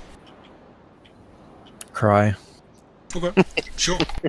Do you want to move anymore, or Just move back right here for now. okay? Alrighty. Voltaire, it is your turn. Tadeus, you are up next. Okay. Action. I'm consuming this potion of growth. Oh, okay. Yeah. Oh shit. Oh god. Tadeus, I'm gonna move you back just a little bit as like this, as this Minotaur gets big. Okay. I rolled the 3 on the d4, so I think that means it's 3 Oh, no. hours. What was that? I rolled 3 for the potion, so I think it lasts for 3 hours. Okay. Nice. So bonus action. Then bonus action, I'll pop rage. So I'm very big and very angry. So just so that you know, you take up a 2x2 square, so just stand in the middles here and move like 1 square ahead. Okay. So like 5 feet will be going to like this square basically. Alrighty. Alrighty. Tadeus, Uthul, you're up next. Actually, at the at the end of your turn here, before Tadeus goes, the lion kind of rears back and sees this, and kind of rears up onto its hind legs and gives out this massive roar. I need everyone here to make a wisdom saving throw. Oh, nice. Perfect. Wait, we all have to make a wisdom? Yes, everyone can hear this, so everyone can... D20, right? Yep, D20, and then for this one, at the top, like left, there's a place that says saving throws, and there's like STRDX, CON, CHAWIS. That WIS one, you need to... The wisdom. Yeah, so you're making a wisdom saving throw. Oh, my wisdom is actually 0. Wow, that's nice. 8+2. I got 14. I got 13. I got a 9. Alrighty. Yeah, I got 10. Alrighty. So who got... Wait. Oh, god damn it. Let me do this one more time. So, Pontrius, what was your wisdom saving throw? 14. Voltaire? 5. Tharsius? You said 13, Tharsius? Yeah. Yes. Tadeus? 15. Uthul? 11. Aru? 10. 10. Alrighty. So, Voltaire, Uthul, and Aru, you all have become frightened of this creature as it rears up with another deep growl, almost a similar growl as the one that brought these in, but now being much closer to it, you guys kind of back up just at the sheer ferocity of this beast.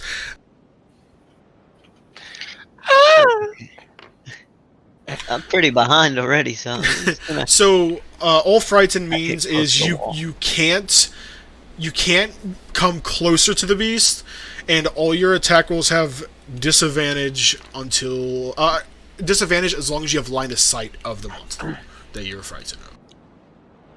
Oh, okay. Frightened, not feared. Right. Okay.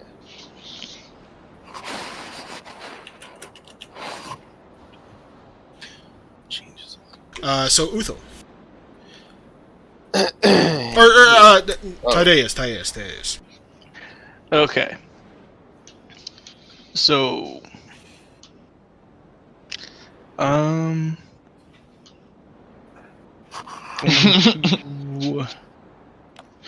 guess I can't really move much closer because there's a big old minotaur in the way. Move over here. Feels closer, at least. Mm-hmm. Gonna cast blindness, deafness on it. Okay. It's a con save 14. Con save 14.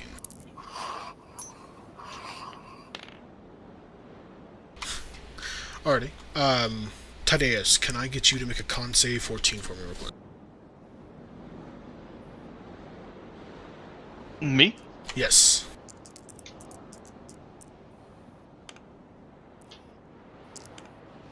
Um, 20. Okay. So, as you cast this spell, you see it go towards the target. As it washes over its face to take effect of... Which were you going to do? Blindness. Okay. As it kind of like looks to make take effect, you kind of see, almost reminiscent of the same strands you see, its white silver hair stands up, and the your magic goes into it, and it's pushed back towards you, and you start to feel your eyes get taken over by this spell, but you push back through it. It seems like this monster somehow pushed this spell back to you. with the same effect. Oh no. But you're That not is a- blind. It's a fun use of a second level spell slot. I'm sorry. No, don't worry. Guess I'll use my second. No, I can't cast any more spells. If it's a bonus action in a cantrip, you can't. Oh yeah.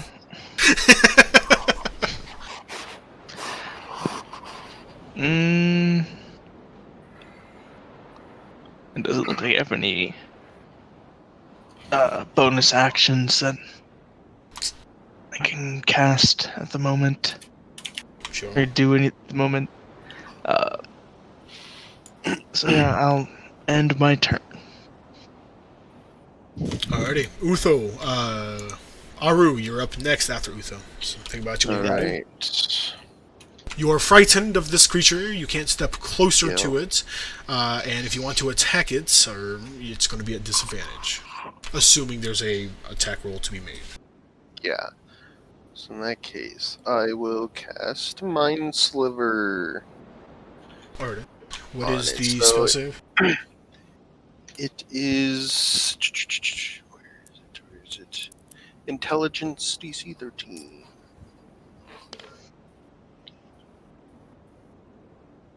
Wow. Okay. I need you to make an intelligence DC intelligence save. 13 save.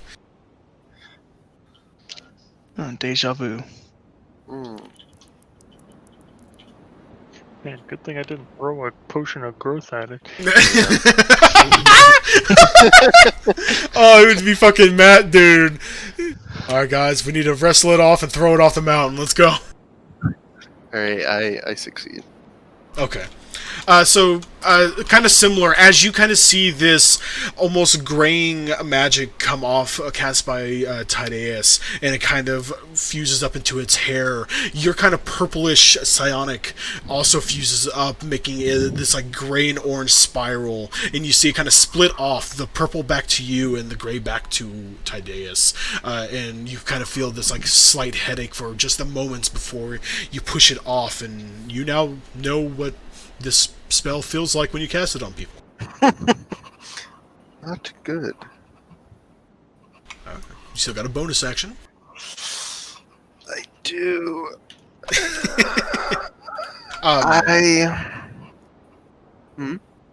Also, just to clarify on these things here, these are low enough where you can climb these if you give me a successful athletics or... these ones are short enough where if you give me a successful athletics or acrobatics, it won't cost extra movement. Otherwise, it is considered difficult terrain to climb up them. If you guys... Not that you guys want to go behind it, because... But just saying, so that you're not just in this pass. Yeah. Oh man.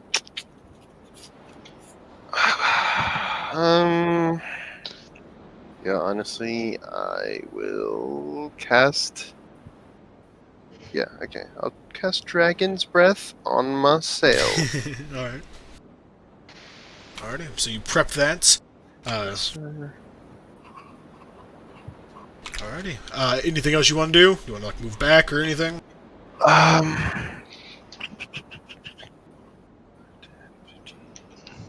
Can't move forward. Yeah, I know. Okay. Right about Sure. here. Yep, it's my turn. Alright. Aru, you are next, and then after that, it's Tharsis. All I'm right. going to disappear for a quick sec. Yeah, no problem. Alright, so what I'm thinking is I immediately want to cast a spell. I want to cast Fog Cloud, Okay. and I want to shoot it in the direction, or well, not shoot it, cast it in the direction of like around right here. Alright. So, What is the radius of it? oh shit, you're right. I should have. Radius. Range is 90 feet. 5, 10. Right. Should be good. Right. What is what is the size of this cloud? Oh, Just the also size, just sorry. know you would know you are in an area with a lot of wind. 20 Oh, you're foot right. radius. 20? Yeah. Thank you.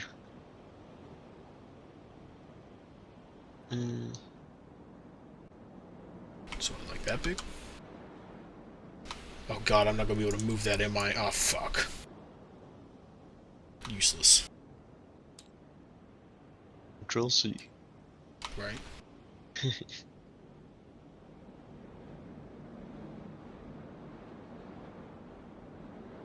Wait, what was that circle? Do you want to cast this, right?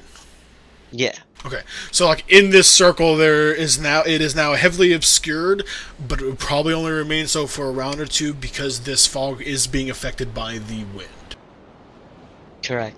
I just want to like provide a little bit of leeway for Yeah. like Thaddeus and Vulture. Absolutely. All right. Do I have to roll for it? Nope. Nope. So go ahead and on your spell sheet, click that you cast it. And now just here there is a fog cloud. Just so that everyone else knows, in this 20-foot radius, everything is considered heavily obscured. I see. Oh, okay. Yeah, like this little guy's just chilling down there. And for those of you who want to know what heavily obscured is, heavily obscured areas such as darkness, opaque fog, the creature effectively suffers from being blinded while inside. So everyone currently inside is effectively blinded. You can't see because of the very dense fog. This does affect the lion, but... Okay. And what? Can I do something else afterwards? So you have a bonus, I believe that is a... Let's see. Is... It says one One bonus action. Casting time. Oh, the fog cloud's a bonus action? Oh, no. Oh, well, I mean, in it says casting time, one bonus action. Oh. Oh, so I'm screwed. I can't do anything else. No, right? no. Now, you still have a full action that you can do. Oh. Actions. Okay, wait. So the fog cloud is a full action. So you have a bonus action you can do. Okay.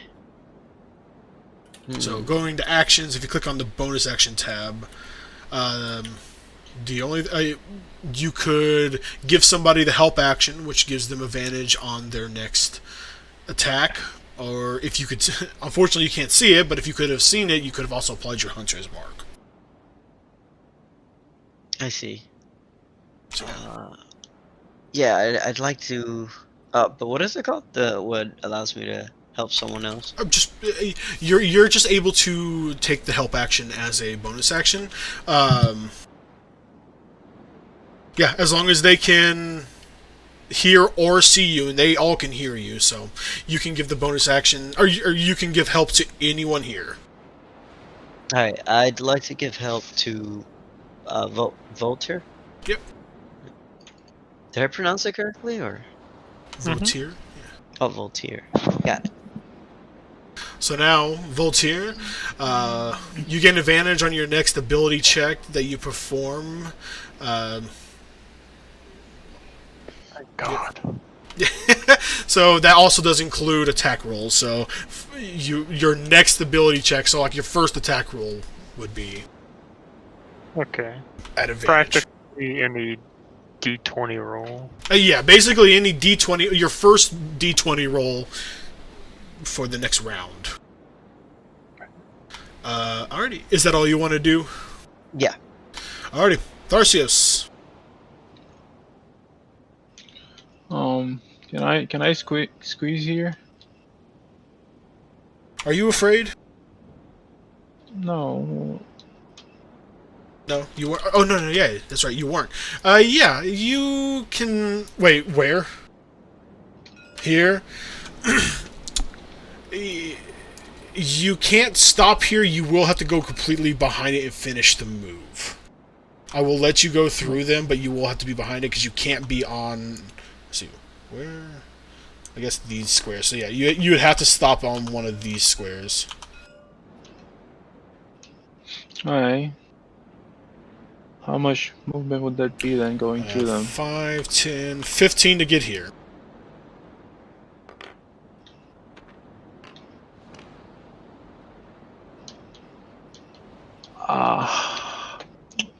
I attack it with my trident. Go for it. This is considered flanking just because of his size, so you get to add a +2 bonus. But also, since we're in fog, isn't it at disadvantage? Yeah, so it's just a base roll. Or oh no, that's right. Never mind. Yeah, so it But is. Huh? So roll twice, take the lower, but add 2. Wait, what do I roll twice? The d20? The d20.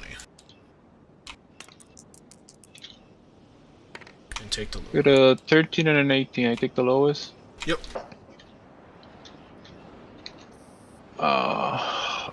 13 plus 5. Yeah. 18. Hits. Go ahead and roll your damage. Hey.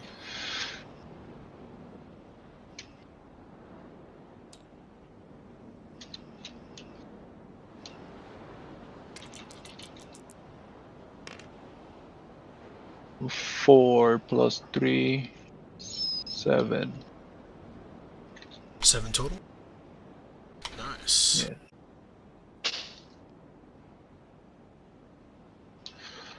So you get a nice little hit into the flank of the beast. It kind of like starts looking around, not able to really see very well because of the obscure, but you do see it's trying to use its nose to sniff out. Do you have anything else you can do? Bonus action? No.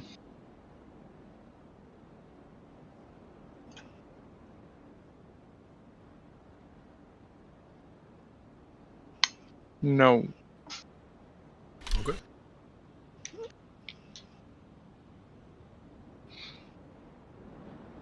Alrighty. Pontrius, start thinking about what you want to do while I basically play with myself for 2 rounds here. Because now I have to move all the lions, because the regular lions didn't roll too well. You actually see all the lions start kind of running down, but they don't... Well, I guess you guys wouldn't see, so never mind.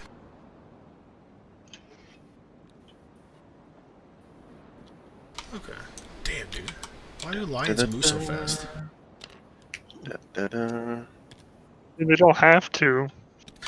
Yeah, Make them break their legs when they Can't see jump. us in the cloud, so for all they know, we're not even there. yeah, no, you're How right. high is this to this? Let's see, Or is it like more of a 5, 10, slope? 15. It's a bit more of a slope, but it's about 20 feet. And then they land down on this one here. So, Are we sure that lines have object permanence? no, you're right.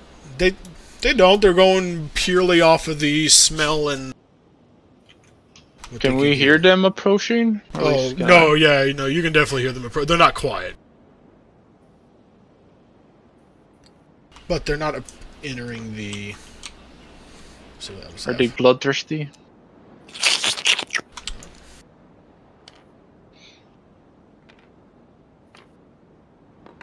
Okay. Fleecemane. You three, Tharsius, Tydeus, and Voltaire, you kind of... Just because of the sheer size, you definitely feel it kind of rear up and jump back. You guys are able to make attacks of opportunity, if you wish, at disadvantage. Sure. Yeah. Okay. If you... Well- just know this will use your help, so you make it a straight roll, Voltaire. You can. You don't have to take this if you don't want to. Yes, I will. Fuck this. I rolled a 7 and a 12. Alright, what's the total of the 7?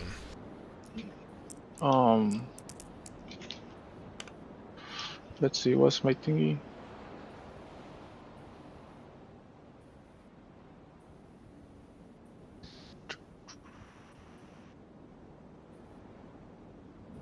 $12. I got 21 total. Tadeus, you hit. Tharsios, you miss. I rolled a 19. Hits. I have a question before I roll damage.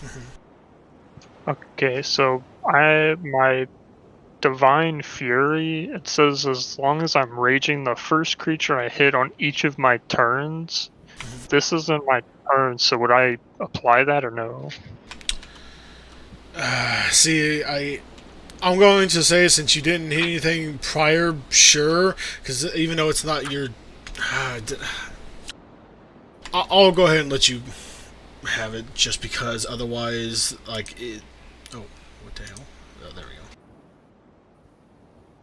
we go. Yeah, I'll say since this is your first hit, you can go ahead and have it, even though it's not technically your turn and it's on the same round. Okay.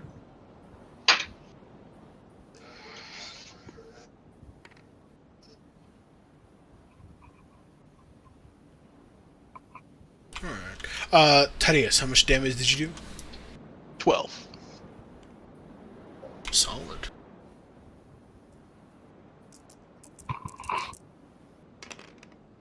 As you guys kind of see it shift back, even though it's really hard to see it, and it's heavily obscured, you see that in the kind of darkness of the clouds, the form has kind of taken on more of a starry appearance. The body, this kind of white gold form, almost like the other lions. However, as it kind of gets up towards its neck, where the mane is, the stars turn more of a crimson. But the rest of its mane is this star field of white silver. But it does kind of pull away.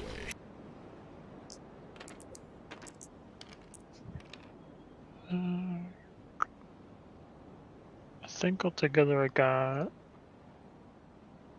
No, wait. Another D4.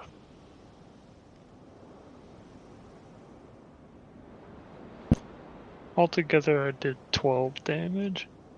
Very solid. Some of it was radiant. I don't know if that matters. Sure.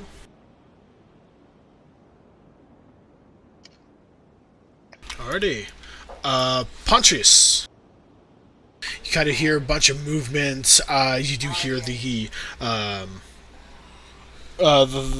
cry of the beast, and then like a kind of heavy sound of it pushing off, and then a very large sound of it kind of hitting the ground where it stands. It doesn't. You definitely hear that it has moved somewhere. Kind of frightening because you're not exactly sure where.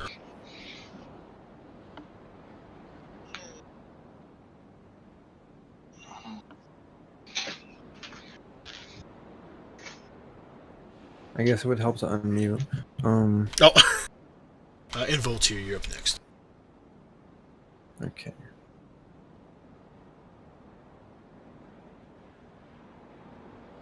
I'm not sure if there's anything I can do. Would you I like don't know where to- anything is. Sure. Would you like to hold your action to do something when you are able to see? Because at the rate, even though it's not dissipated yet, at the rate it's going, you can assume by the end of Aru's turn, you can assume this cloud is going to have dissipated enough to no longer heavily obscure. I kind of wasn't paying attention whenever the cloud first got cast. But it's the fog cloud, right? Or is this something Yes. else? Okay. Yeah, it's a fog cloud.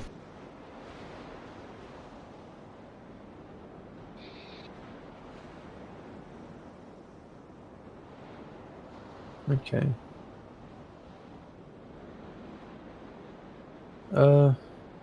Yeah, I guess I'll just have to hold because I can't see him. I wouldn't fire blindly. Alrighty. What would you like to hold, and what is the trigger for the attack? I would suppose seeing him Okay. will be the trigger, and since I don't know how things are going right now, I'm just gonna cue a firebolt. Alrighty. So when the cloud disperses and you can see the Fleecemane, you'll shoot a firebolt. Alright. Alrighty. Then... Oh, whoops. 1 second. Votir, Tydeus, you're up next. Okay. So I was frightened, so... You are no longer frightened. Everyone, at the end of the Fleecemane's turn, you are no longer frightened. Okay. Good. I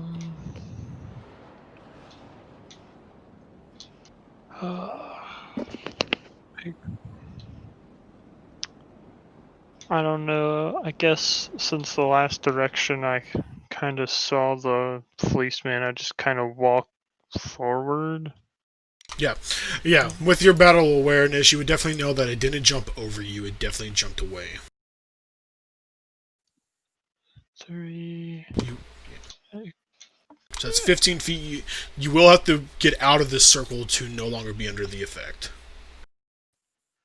Would I be able to even walk like in this space? Probably not that way. You're definitely probably got to come over this way. So what, 15, 20 feet's here. And I will say, since you are large enough and it's like only half out, you can definitely be considered out. Okay. So now you see a bunch of lions around this wounded Fleecemane. Alright.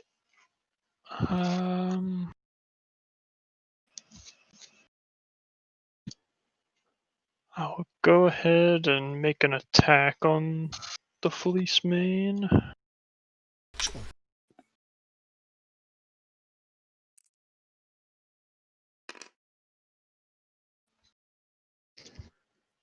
It's another 14 plus 5, 19. Hits. Okay, bear with me while I calculate all of these dice.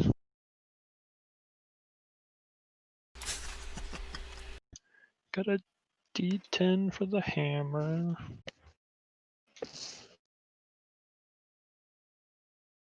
D6. And a D4.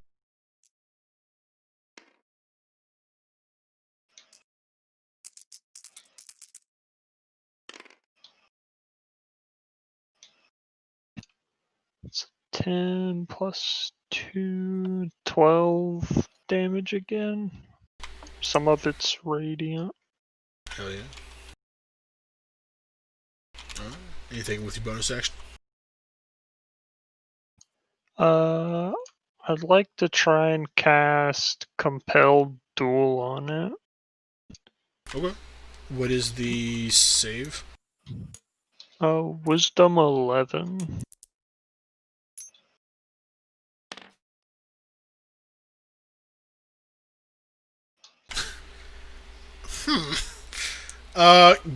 Give me a Wisdom 11 save.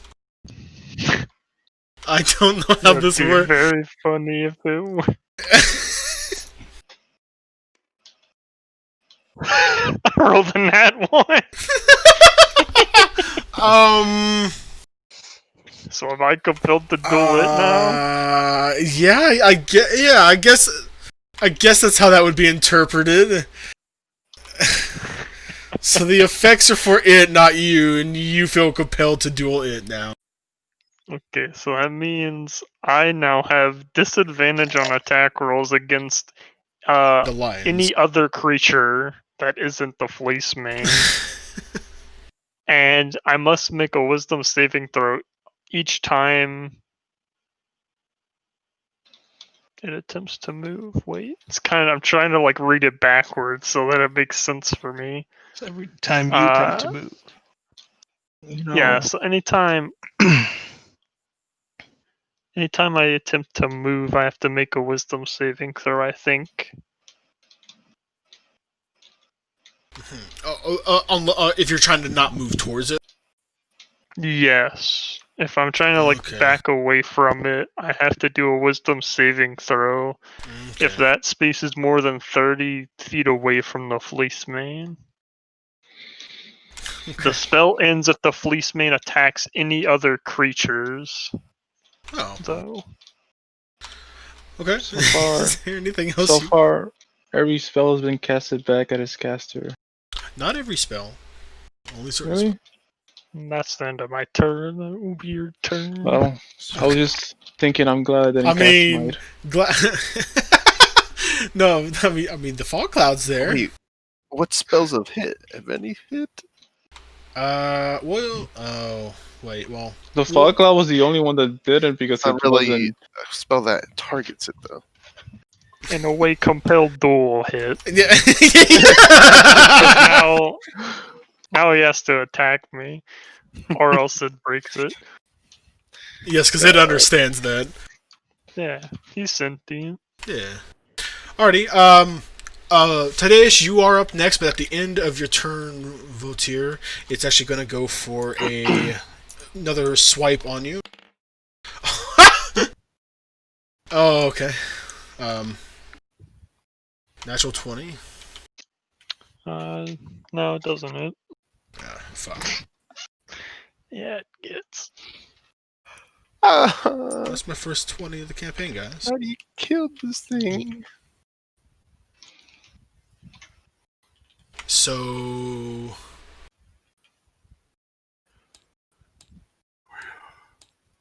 So it would be 17, but taken down to 9.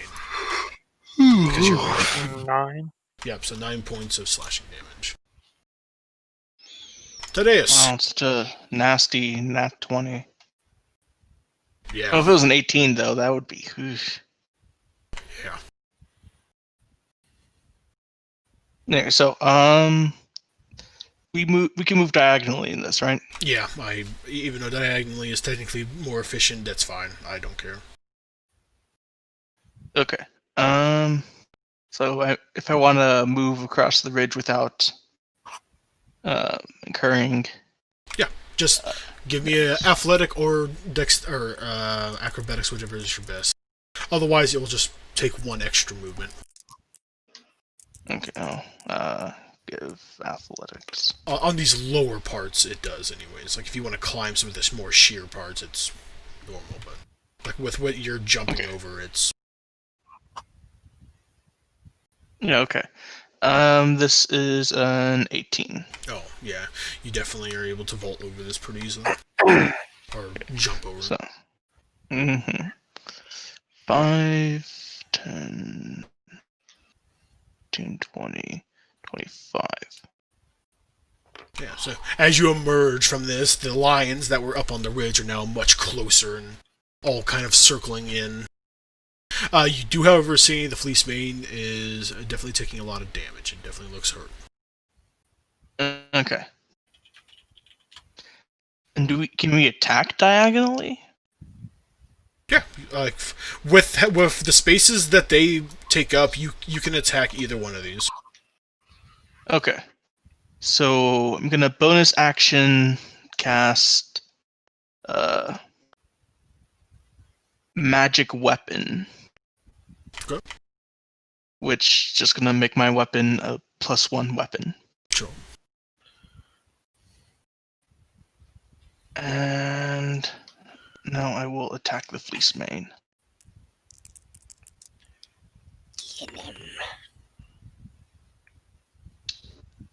That is 16. Hits. Wait. Oh. Okay. No, that's fine. Utho, Singing, you oh, are wait. next. So,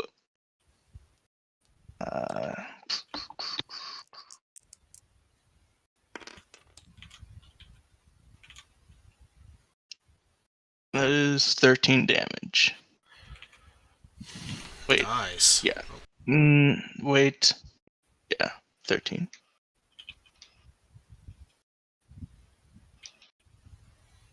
Not quite dead. Still standing, but it's kind of like looking around furiously. It doesn't seem to be retreating at all. It definitely now has a very intense look on you. Is there anything else you can do?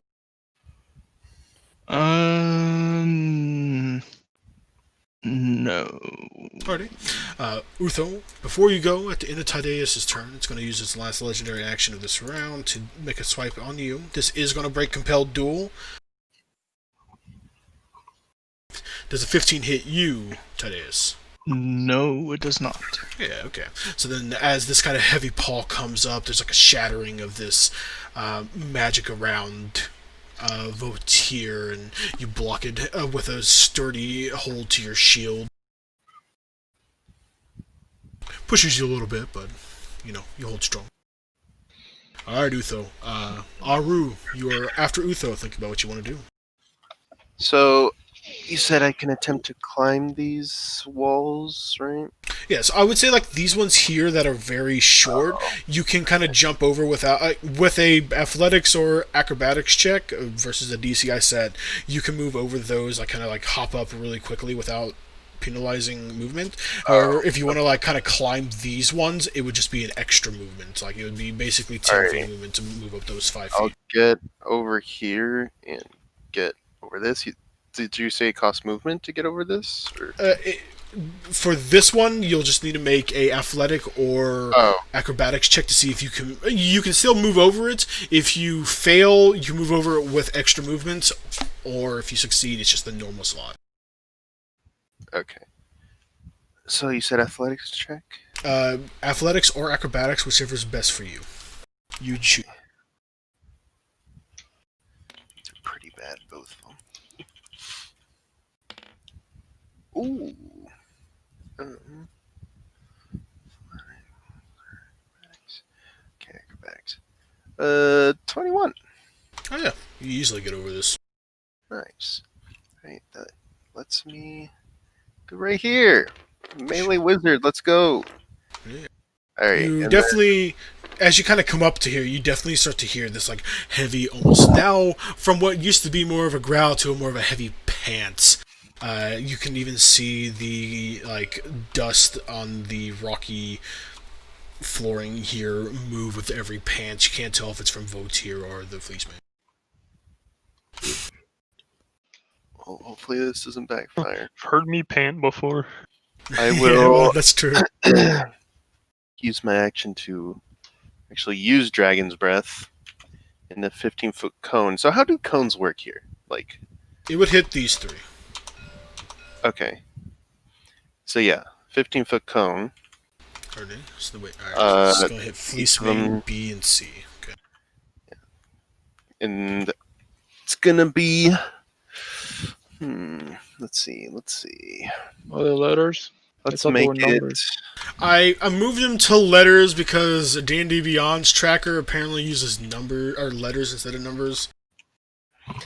Let's make this Dragon's Breath force damage with my class feature. So I'm basically Fusro dying these things. Sure. Do you have a spell that uses force damage? I do. Okay. Magic Missile. Dope. Yeah. No, you're right. And they need to make a dex save, all three. Alrighty. What is the save? 13. Oh, right.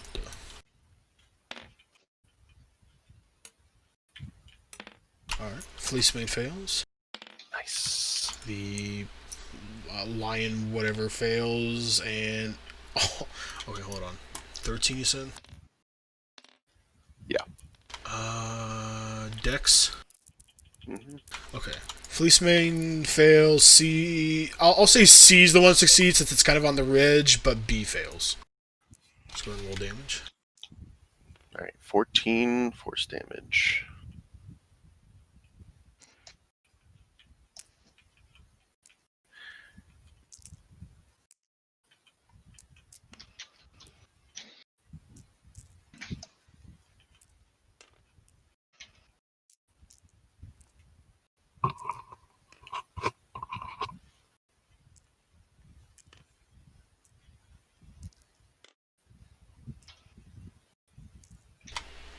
Oh, you said 14, didn't you?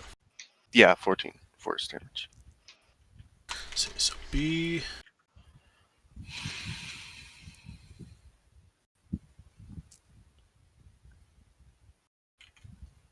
And then half on a save? Yeah. Alrighty, C. this out.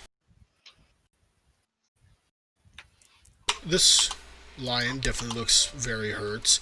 Fleecemane is actually looking not all that great. So as you kind of like come up here, you, with the magic that you imbued into yourself, you write out this kind of almost guttural roar that turns into this almost like sonic boom out of your mouth with the changed infusion of your spell book enhancing it, and the Fleecemane looks like it's fucking like it got like knocked aside. It kind of like skids back a little bit from just the sheer force of this magic. The B one definitely like gets hit back, and then the C one like was already kind of prowling a bit, but it is partially because of the ridge, it is slightly saved from this blast radius of your draconic breath. Oh, I actually have 35 movement. That is so weird. We only have an extra 5. Okay. Actually. Scared the shit out of those fucking lions because that shit just came out of the dark. Yeah, literally. They're like, oh fuck! And then I will actually get right here with my last 5 feet of movement. Sure. And then for my bonus action, I'll let out a roar. And every creature, an extra roar, double roar. This one, every creature that I choose within 10 feet has to make a wisdom saving throw or be frightened. Sure. DC 13. Is that me too? No, No, it's he if I gets to choose. So who all? Choose me. Oh, these boys. Wisdom? Yeah. Alright. And you said 14? 13. 13. Alright. Alright, so they're frightened. Alright, so Fleecemane failed. And then 12. A just succeeds. Is A within the 10 feet? Yeah. So A, C. Oh, I was on the wrong sheet. No, Fleecemane still fails. Okay.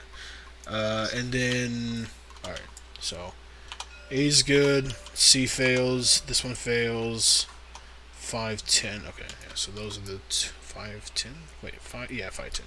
Alright, yeah, so those three. So Fleecemane and C are frightened, A saved. Nice. Fleecemane is frightened. Yeah, I'm super scurry, don't you know? Yeah. Meow. Alright. Anything else you can do? Nope, that is everything. Alrighty. Aru, you are next. Tharsios, you're on deck.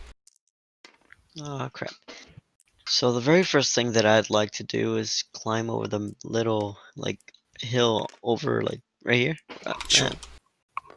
So I just really want to get up right there. Since this one is a full block, you still need to make an athletics check for me to climb, but this one will still use 2. So it'll cost 10 feet of movement to go up this one.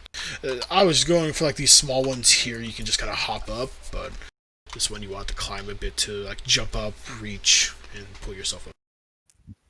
Okay. So either athletics or acrobatics. I'll go with my acrobatics. Yep. So which roll is +6. D20, right? Yep. D20 plus 6. Roll. And 18. Yeah, definitely. You can move up there for 10 movement speed, and you can land here. You still have 20 feet of movement that you can move anywhere else. Alright. You can even jump back down. Do it again. After, I'd like to move right behind Tidius. Sure. And I'd like to attack Lion B with Hunter's Mark. Okay. So this one is now Hunter's Marked. I forgot to make a thing for that, but we will use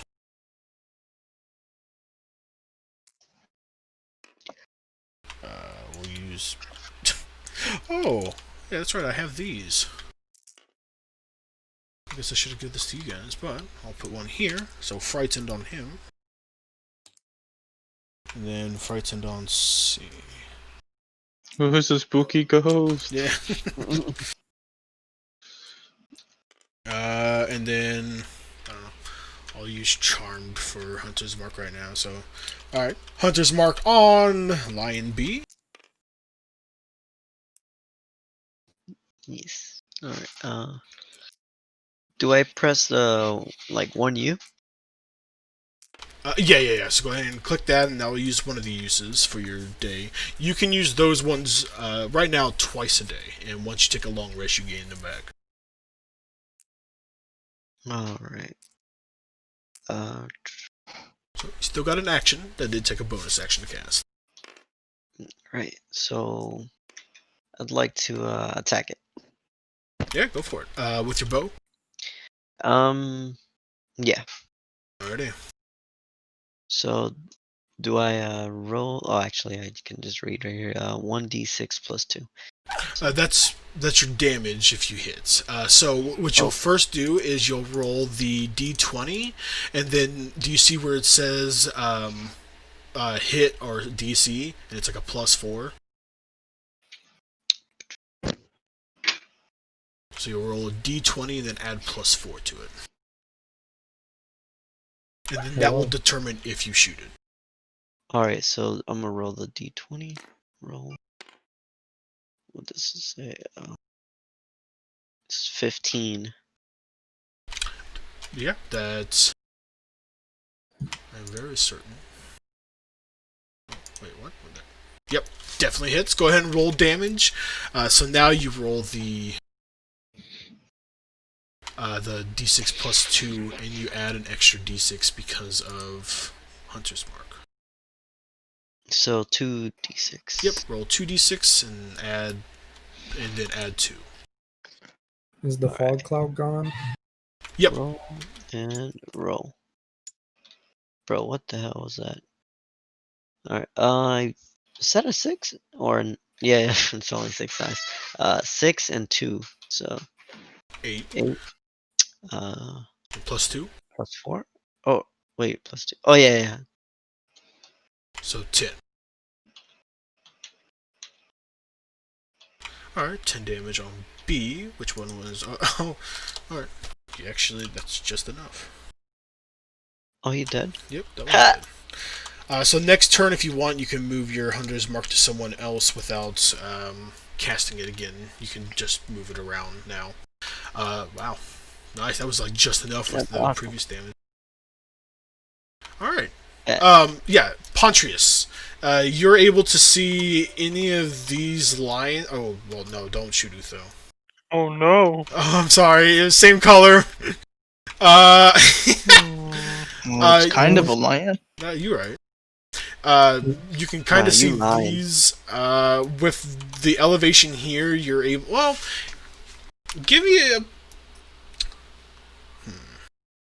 You are far enough back. Sure, I can say you can see the Fleecemane. You'll take maybe like a. No, go ahead. Shoot your firebolt. Okay, where did it go? Roll. Actually, no, wait. Oh, damn it. What? I didn't want to count that roll because I didn't like rolling it that way. But, I don't know. Because it landed on 6, but I just wanted to throw it across the board. Go ahead and throw it across the board. Let's just throw it across the board. Okay. Well, 24. Yeah, hits. Go ahead and roll damage. Where's my D10 at? This is my D10. Wow, that went terribly. 7. Went terribly. 7 out of 10. And you rolled a 22. Okay. All right. Yeah. you kind of sling it over this edge, just barely being able to see it on the top. You see it's kind of like rising up to go in for its next set of attacks, and as it does, it kind of gets hit into the front left shoulder. It seems to favor this shoulder as it makes primarily its claw attacks with this one. And it kind of like growls out. It's definitely looking very wary, looking very, very, very hurt. Alright. Hurt its feelings. Yeah. Tharsius. All these other lions are here.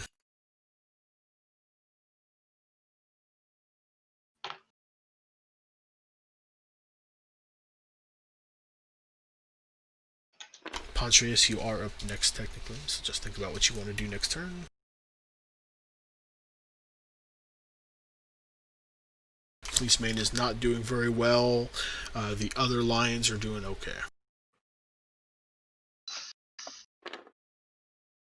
Alright, so I drew the concept for my character.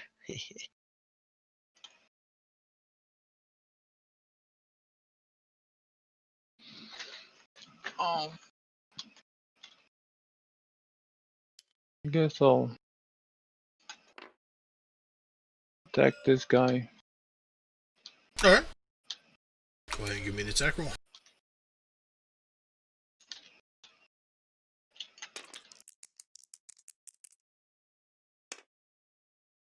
Get an 8 plus 5.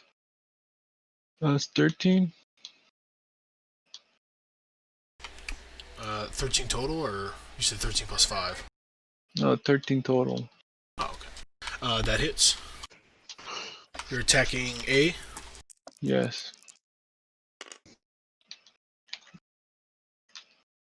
I hit her for 6.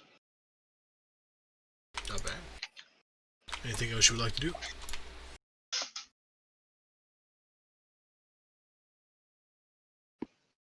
I'll use Thunderous Smite as my bonus action.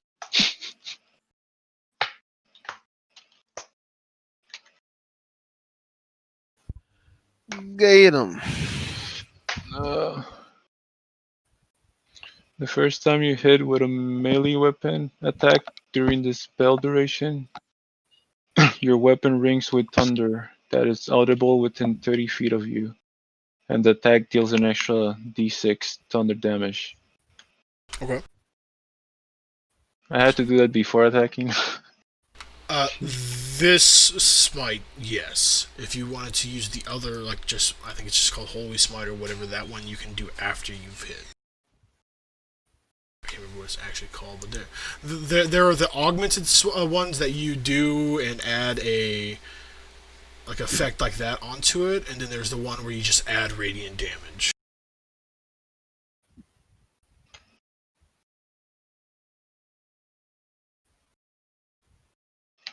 Which one?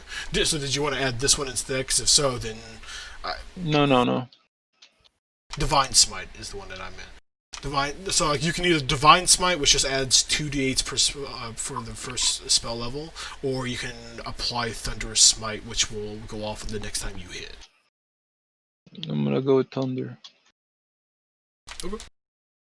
The next time you attack, you'll be able to apply its effects.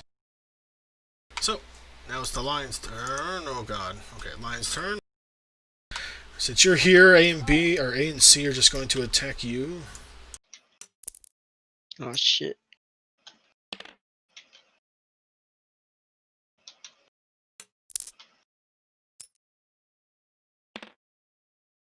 Alright. Does a 15 hit you?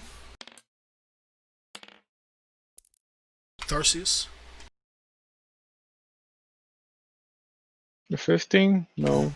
Okay. So only one will hit you.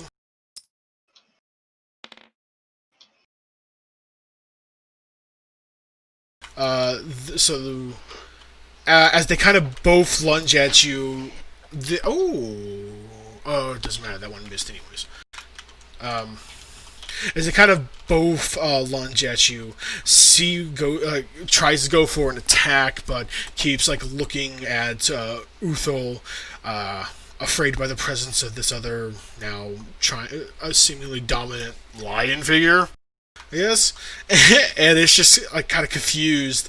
But as you kind of like go for that one, which was easy to parry off, the one on your left comes in and sinks its teeth into your arm, dealing. Oh God, what did I say it was? 16 points of piercing damage. That one's dead.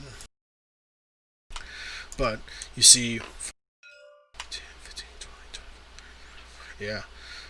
So you see these ones come zooming in, and at about the 10, or at about like at this point, and this one at about this point, they come in for giant leaps. Oh, come on. D attacking Tydeus, E attacking Aru. He did 16 damage to me. It was another crit, Oh, but the other one completely missed, especially with disadvantage. Tydeus does a 17 hit. No. Alrighty. So the one that comes like basically flying at you. And also make a strength save. Strength save. Yep.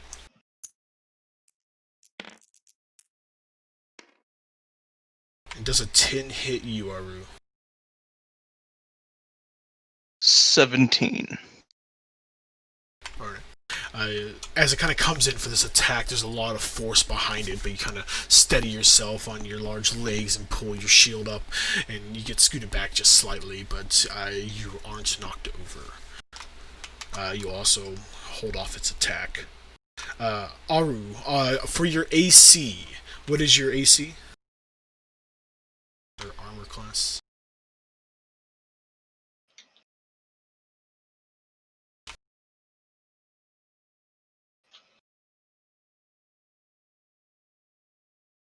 Aru?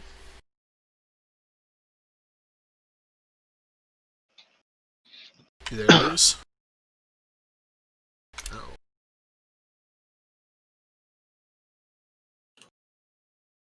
he dead. You killed the new guy again, huh? He cast one spell. Wow, I was speaking this whole time and I was on mute. I'm so sorry. Oh, no, I'm sorry. Wait, but what's my AC? I'm sorry. So it's your armor class. It'd be Oh. underneath your walking speed. I know it's like light armor, but let me see. Walking speed. Where is that? It'd be kind Armor of class 13. 13. Okay, let me. Oh shit! Am I dead? No.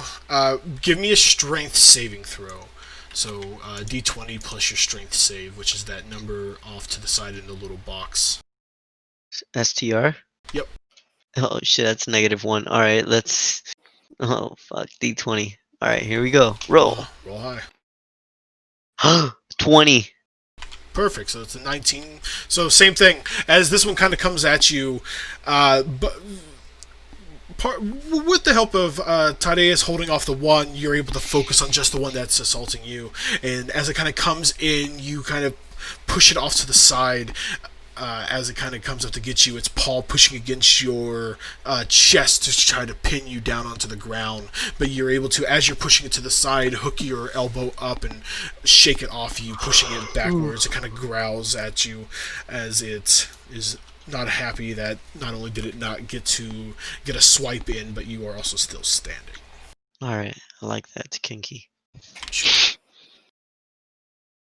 Alrighty. So Holy fuck. that's all those. Fleecemane. Just gonna run away like a little bitch. It is going to. How long is it frightened? The end of your turn, Utho? Or the end until it's. Josh, Sorry. Just What was the click question? yes. It's my turn. Sorry. No. When does the frighten effect end? The end of your turn or the Oh. end of its turn? Oh, right. It ends. End of my next turn. Okay. So it will take this disadvantage.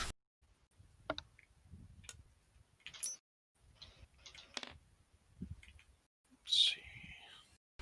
Since you came up and roared at it, it is not happy with you.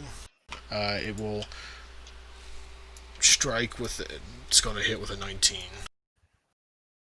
Ooh, yep. So, No, board. for 8 points of piercing damage. Alright. You're dead. That's okay. I had 10 hit points there, so I only take 2 HP. Does a 12 hit you? Nope. Okay, good. So as it kind of comes down, it goes for a bite, and its signature kind of left roundhouse, completely now ignoring the 2 Minotaurs off to the side as its allies kind of come up. It's kind of desperately attacking at you. As it kind of bites down on you, you kind of buckle underneath the initial hit, but are able to recover and duck under the swiping paw. Pontrius. Voltaire, you're up next. This Fleecemane is not looking good. I don't know how else to say it. I'm just gonna go ahead and move over here. And there should be rocks on the ground, yeah? Yes, there's plenty of rocks. Cool. I'm gonna tap one of the rocks with my dagger and catapult it at him. Sure. Well, just real quick, what is the cast range for it? Not the projectile range, but what is the cast range? I don't think it provides a cast range. Oh well. I mean, like, so the range area that it gives me is 60 feet, but then in the description it says it goes in a straight line up to 90 feet. Okay, yeah. So basically, you can any rock within 60 feet you can throw from its origin point. So just so you know, Oh shit. the way this works, since it goes the full 90 feet, if you really wanted to, say they're in a line, you could actually hit all of them. Because it doesn't say it stops after it hits the first one, does it? So stopping early if it impacts against a solid surface. So unless there are a bunch of slimes, I don't think it'll go through them. Sure. Alright, that's fine. Yeah, I guess if you want to hit the Fleecemane, you probably want to not have the chance for it to hit the smaller ones. Never mind then. Yeah. But So I just send a straight shot. Sure. What is the save? Dex. And Dex what? 12. Alright, you guys are going to have to watch this later. Make a Dex save. Me? Yeah. DC 12. Where's Dex? There it is. You're going to have to watch Siobhan. That was a double 20. Alright. 12 plus 2, so 14. Okay, yeah, so you're fine. So you see as this rock that you catapult up goes straight for the Fleecemane, and it kind of gets caught in the wavy mane, or the wavy silvery mane, and it like rotates around it as if it has an orbit and slings right straight towards you, and you have to move out of the way to not get hit by it. But you kind of see the rock kind of go straight off back out into the canyon below. Someone further down is probably not going to be too happy, but. Well, shit. Alright. Do you have a bonus action? Let's see. What could I do with a bonus action? Voltaire, you're up next.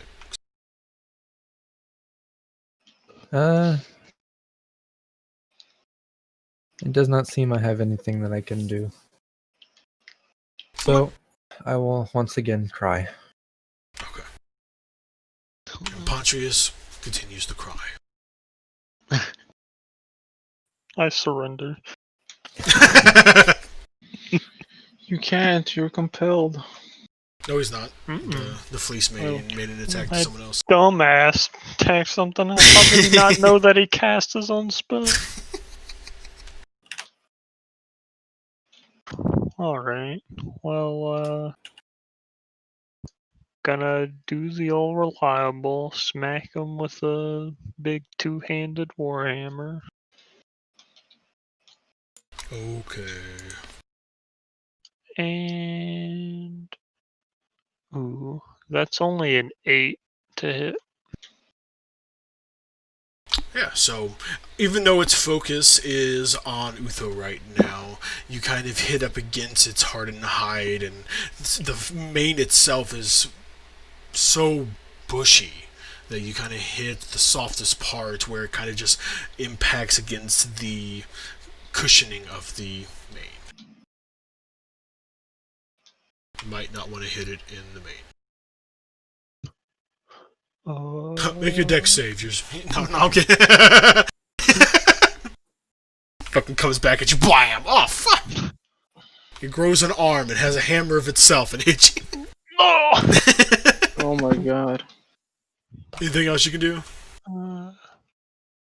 No. Wait, so if it's a really big hammer, were you mauled by a lion? Yes. Alright, I'm done here. I I really do surrender.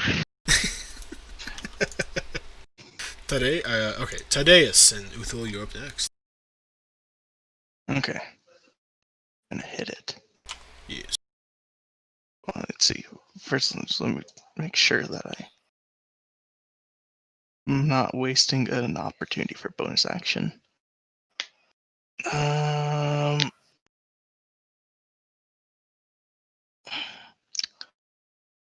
No one seems hurt, right? Yeah, okay. Almost. I'm 11 and Waltier's 14. I don't think this one's gonna hit, but don't tell me because I can add something to it. 5 plus 13. So yeah, I'm going to add. I think I can add the 10.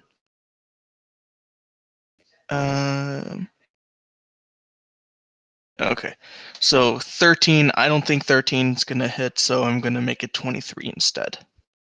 Sure. Yeah, 23 definitely hits. And then I'm going damage. That's fun. 9 damage. Okay. Then With- I will. Oh wait, what? You go ahead. What do you hit it with? It's my currently magic hammer. Hammer. Okay, yeah. So you and Voltaire kind of come up and you both give it a sturdy hit as Voltaire's enlarged weapon from the potion kind of rocks it to the side, but it bounces back. You get a good crack at its flank and its ribs there. As you kind of hit on that, you see Uthul, you get kind of like a spout of blood from the maw of this beast now. It kind of gets on your chest or whatnot. As it looks like it's about to topple over, you see the kind of red from the silver mane, the roots of this silver mane, fill up, and as it does, so as soon as B died, it just kind of dissipated. There actually is no remain. However, the remaining 4 here all kind of turn into this like starry material, and all also dissipate, but kind of coalesce into the Fleecemane itself. The red rising all the way up to the tips now. It's once almost silver, a full silver mane turned into this like crimson blood, and it's like mane itself starts kind of dripping as if it is bleeding itself. It looks like it steadies itself and looks over at you. Its eyes now turn from white to black. Its pupils now red, and it is not happy. Mm. But all these lines are gone. Oh, really? It seems to have consumed the 4 that remain. Slurp. Okay. What the fuck? Slurp. And Wait, did I never bonus move action. B? B just straight up. Oh no, that was the dead one. Okay. I was like, wait, did B just like straight up just like chilling back? Like, nah, you guys got this. Okay. So bonus action, I'm going to attack again. Go for it.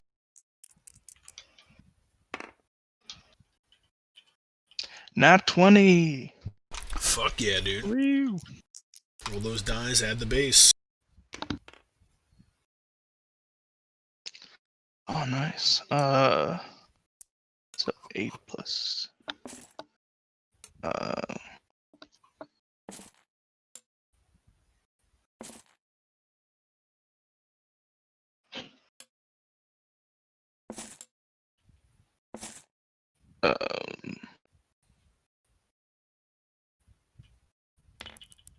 It's 21 damage. Fuck yeah. So like as soon as the Fleecemane kind of took in this energy and its main transformed into this kind of like wave of crimson, it started to look better, healthier, stopped panting.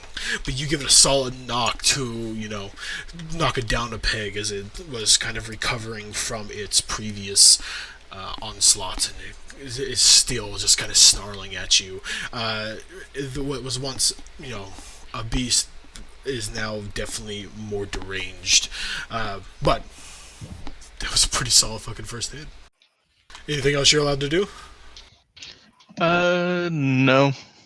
Alright, Utho. Unless it, Go unless it tries moving away from me. No. Would it, no.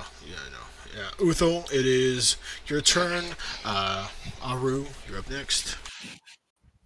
Got it. Okay.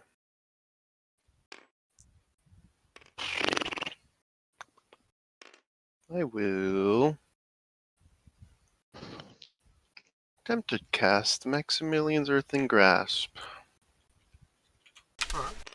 Let's go. Needs to make a strength save, which he's probably really good at. Alrighty. Strength save, DC, what was it again? 13.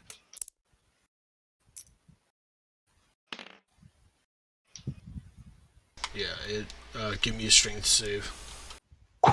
13. Ruh-roh. Honestly, it's just been really unlucky. It's been rolling really good on these saves. Like, Yep, I fell.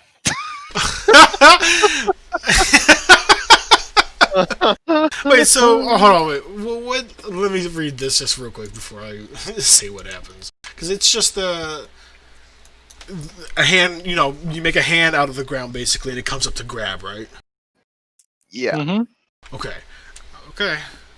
Yeah, so as you kind of come up to grab this hand, you actually see the kind of fingers of your hand, of this earthen hand, get tangled in the mane itself, and like a puppet, like a puppet or a marionette, the hand gets controlled back and is moved towards you and grasps you, giving you a tight squeeze.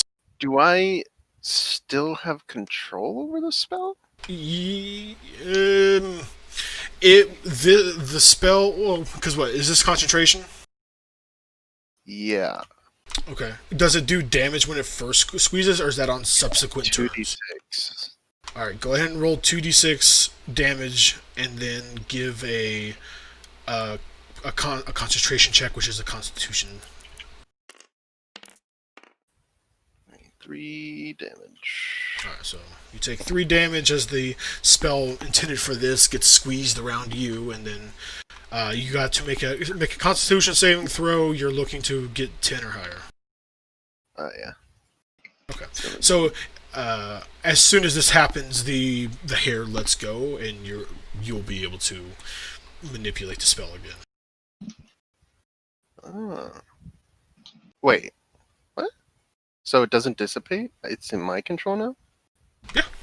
Like, it's still there since you remained since you kept concentration on it. It's still there. The main let go of it. Right. I don't know why I was thinking I failed for something like the. I don't know. No. You got 10 or higher, right? Yeah. Yeah. Yep, it's still there. Alright. Bonus action. Movement. Bonus action. You know what? I will move out of the range. I'll go for the opportunity. Sure. Since it's still your turn, it still has disadvantage. Actually, Does a 15 hit? I'll shield. Okay. Alright. Is that everything? Yup. Alright. So as it kind of goes for the swipe there, the earth and grass being... Where the fuck we're going to put it? I'll have to put that on the field for you. Going for that, and you move back, kind of like looks over, and at the end of your turn, it takes a swipe. Oh no, yeah, Tydeus, duh.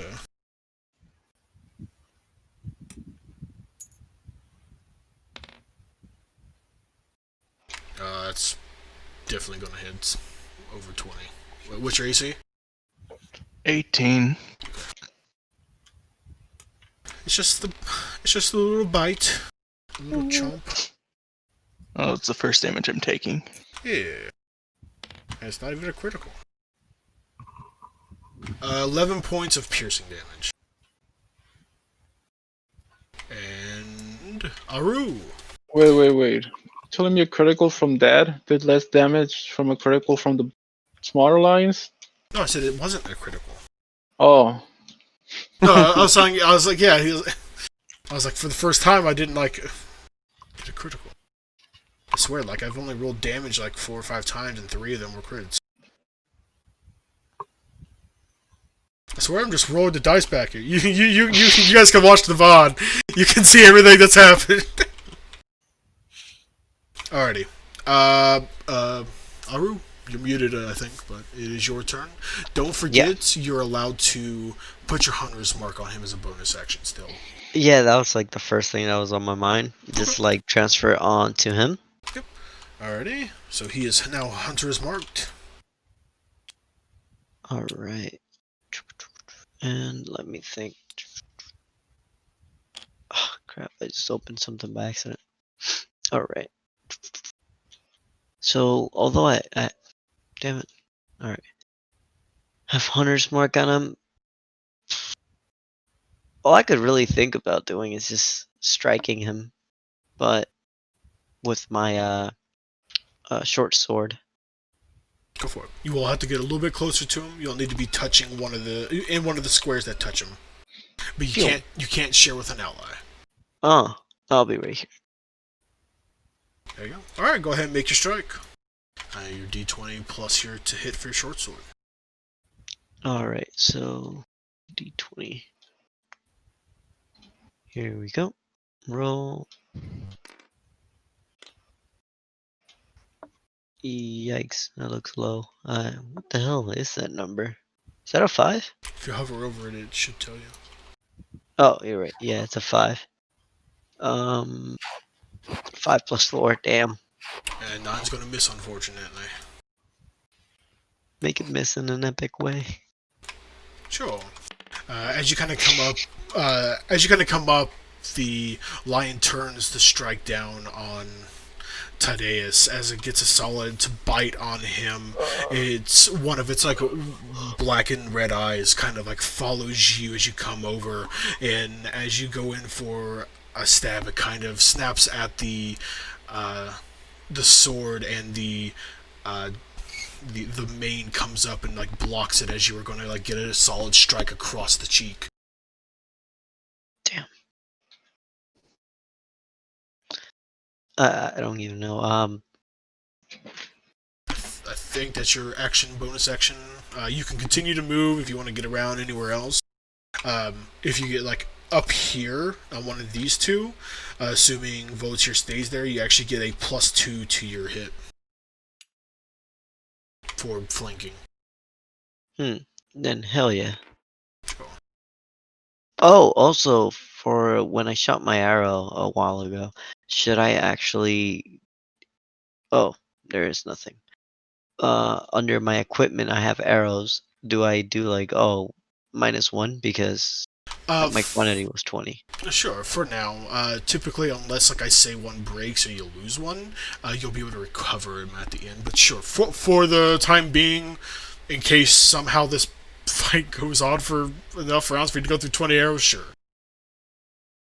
But, Okay. yeah, so you go ahead and keep mark of them, and then you will be able to replenish them after the fight. Alright. Tharsius, and after Tharsius, Pontius. Okay, I have a question. Is this here a wall, or is it like just higher, more elevated? It is very slightly higher. It's so like it's not Can like I a like wall. go here and jump over him and land here? Sure, why not? Give me an athletics or acrobatics check to kind of like jump off, hop onto its back and over. Okay. I'm gonna do an athletics check or acrobatics. Either one is good. Yep, whichever one you prefer. Athletics. Got 11 plus 5, 16. Very nice, yeah. I'll say definitely. You kind of run up, and then you kind of come up to the slight edge here, and jump up, and you're able to mantle over the Fleecemane's back and land on the other side. Can I attack him as I'm doing that jump? Yeah, absolutely. Go ahead and do your attack.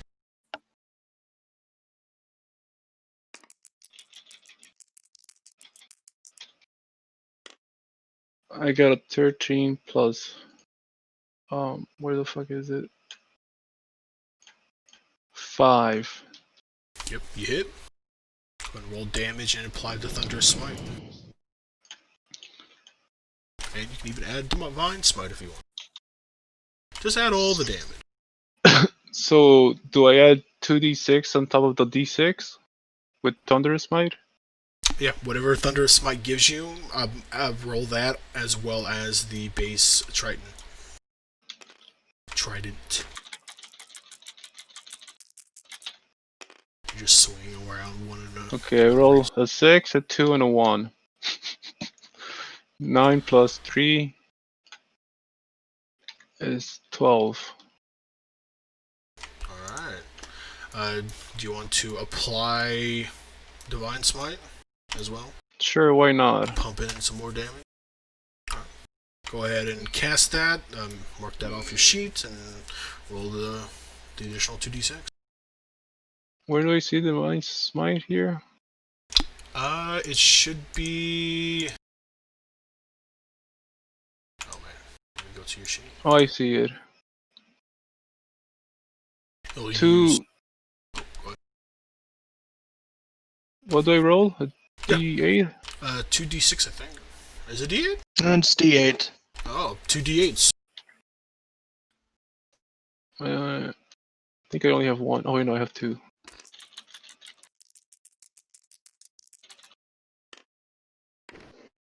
Uh, 11.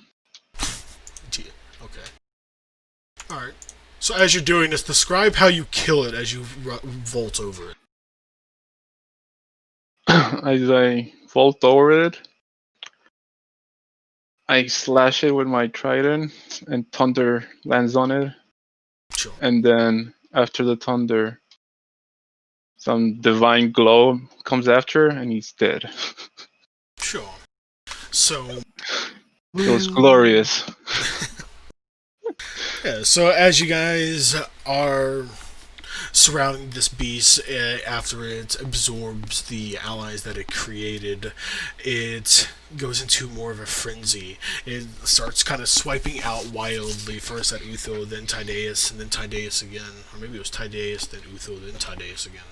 But regardless of the order, it's just kind of like its attention's kind of all over the place as it's trying to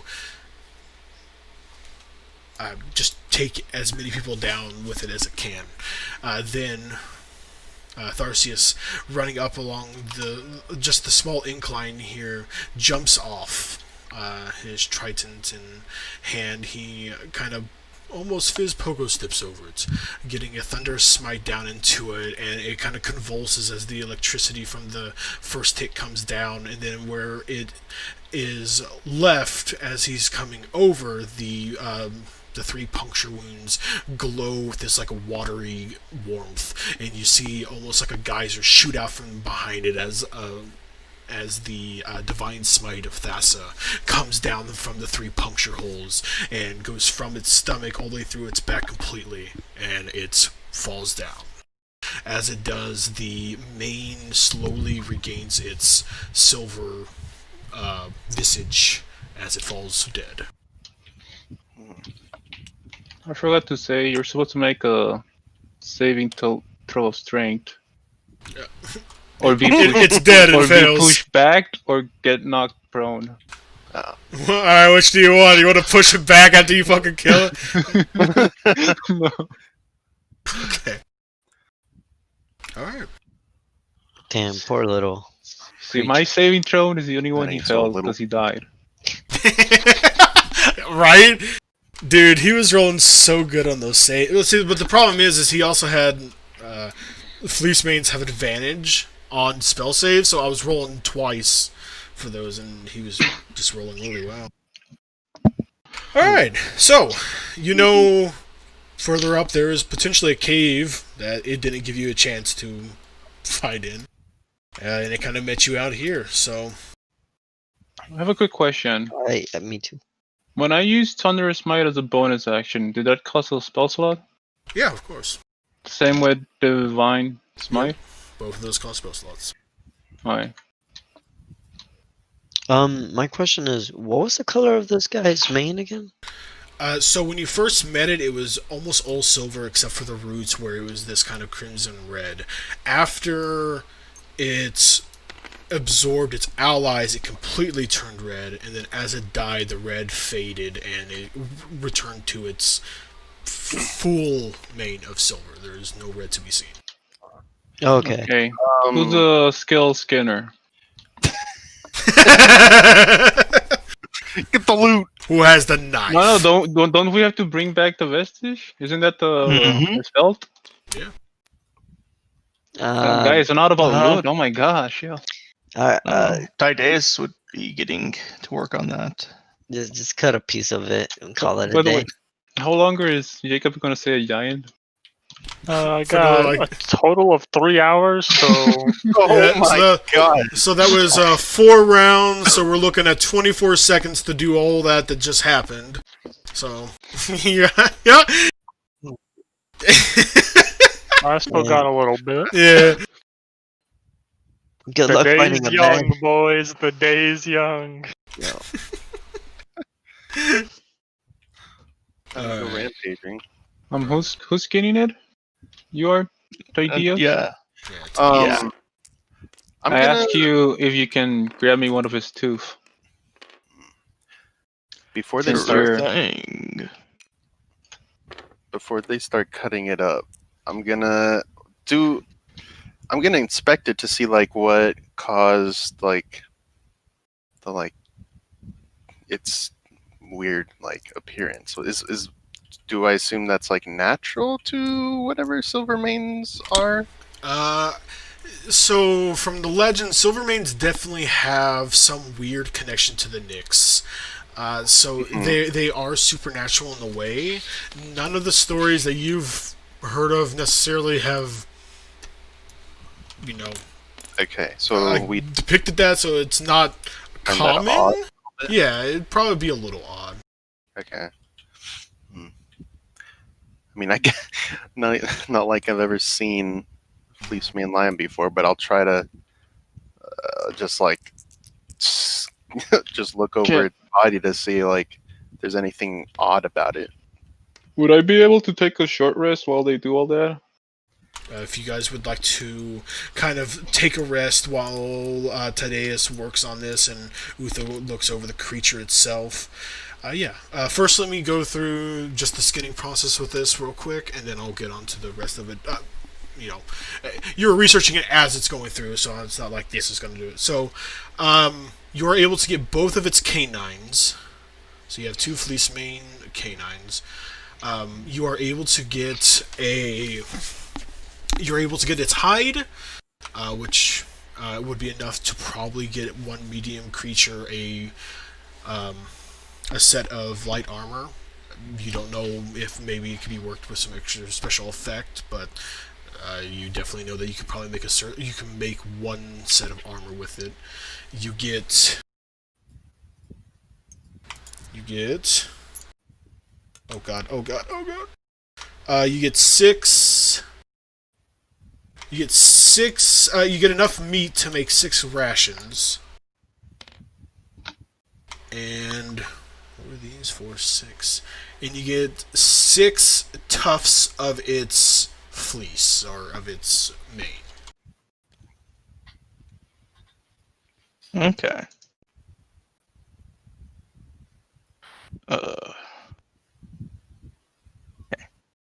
How many tufts of mane? 6 tufts.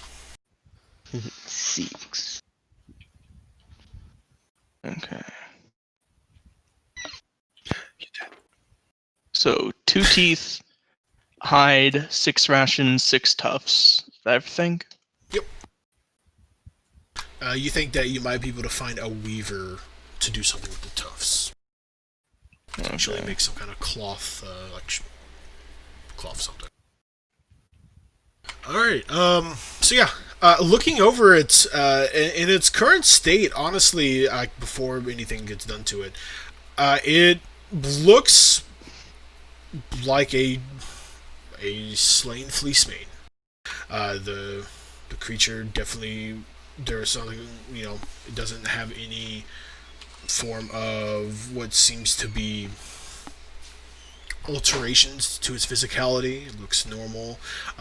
Its coloration's back to normal now as well. And did you give me an investigation roll? I did not. Give me an investigation roll quick. Epic fail. No, I don't think I even asked them, so it's my fault. 11. No. He rolled a 6. 11. Okay. I mean, looking over this, it's definitely odd. This may just be something that people never really embellish in stories. You would think that it probably would be, because it'd be a little bit more than just the lions themselves. But as far as you can tell, the lion, in its current deceased state, appears to be normal with any of the records you've read about. You haven't fought or seen another one to compare, but Just to be thorough, I'm gonna cast detect magic. sure. The tufts of fleece and the hide have very faint residual magic. Not any particular. Well, I guess actually they would be more along the lines of abjuration. But nothing like super strong. It's definitely like just kind of residual. Yeah. Okay. And then right now, Tydeus' weapon is glowing. Oh, by the way, that thunder strike should be audible for 300 feet. Oh yeah, it was. Yeah, it was loud. No, in case something's near and heard it. I don't know. Oh no, believe me, I know. I don't think he's tracking that. God. Everything. 6 more Fleecemanes come out of the woodwork. Just because of that. Bring Fall more. from the sky. They fall. They jump off of a phoenix's back as they. A familiar shadow demon comes down and turns into a lion. Possesses the body. Round 2. Oh god. Let's go, baby. All right. Yeah. So, got everything you need. Does anyone else have any other questions or statements that they want here? Do you guys want to peek around in the cave, or do you want to go back, tell that acolyte or monk that it's taken Let's check care of? out the cave. We have a giant. Might as well. Should Do you want to keep the carvings you've just taken off? 'Cause we are to bring a vestige of the line. I don't know if it will be taken from us or not. Taken by who?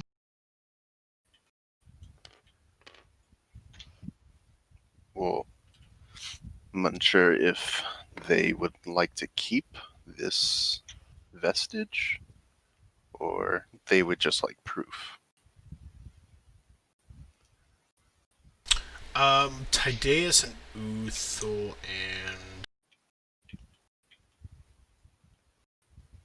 and Aru. You notice that on the back of... I guess you might have noticed this when you cast Detect Magic. But just now, you guys, now that you kind of are thinking about it, definitely not because I wasn't thinking about it, you kind of notice that on Uthul's back, the like large scroll case he has a subtle glow to it. Like at the where the part screws in to close it off, like at the crease, there's like glow from within. I'll take it out to see what's happening. I You- simply suggest that you take it out with, like, very careful. Like, Oh, I'm quite careful with it. alright. Don't worry. So underneath the text, there's now a kind of picture, like almost like a drawing or a painting, kind of forms of the 6 heroes around this mighty Fleecemane. It's on the. There's not much color, but there is a red mane on this Fleecemane. Kind of that in the picture is. In the picture, it's like looming over you guys, and you all are going up against the fight, and the kind of like second phase of it is you guys standing triumphant with the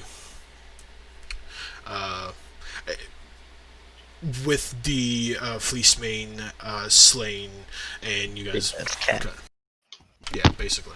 And you guys kind of standing triumphantly over it. It looks like just kind of like a 2-page, almost like a 2-panel picture of the before and after. We'll scratch that thought. Here's our proof right here.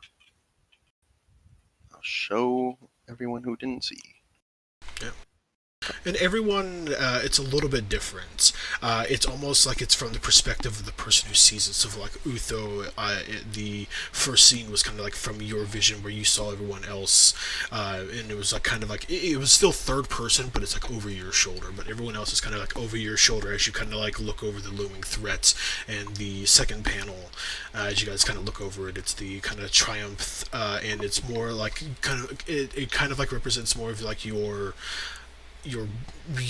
kind of like best moments in there. So like the roar from Utho is what he sees as the Fleecemane and the other lions kind of back away with angry scowls. Voltaire growing large to match the ferocity and size of the beast, getting his hits in, and it kind of just gives you these like little scenes that's a little bit different for each of you, but it conveys the same thing. Nice. Fuck, I'm so sorry, guys. What's up? Oh, no, you're fine. Nah, I just dropped something full of coffee. Oh no! Yeah, I'm in the kitchen. I was trying to get some food. No worries. It's alright. Alright. So, but what you're saying is that the picture itself portrays something different depending on the viewer? Yeah, so for each of you guys, it's more from like your perspective. It's the same. It's a very similar or same picture from just you, like your perspective. From when you look at it, it's like as if your character was the one looking at it, and then like in the periphery is the rest of the outlines.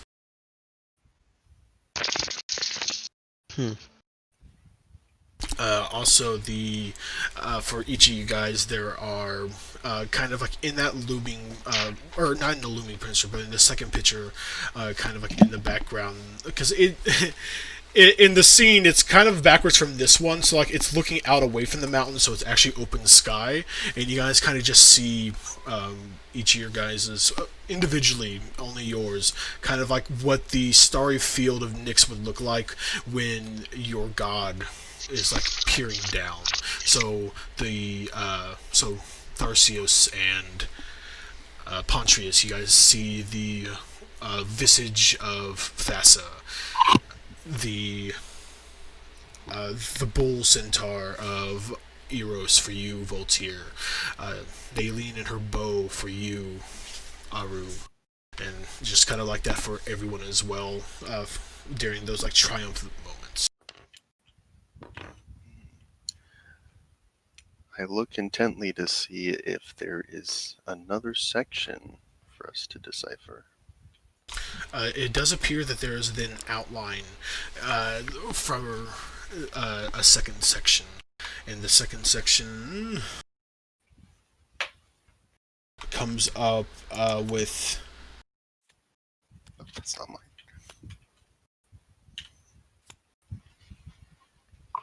This one's a little bit shorter, but it does. It comes up to this. It says it comes across large.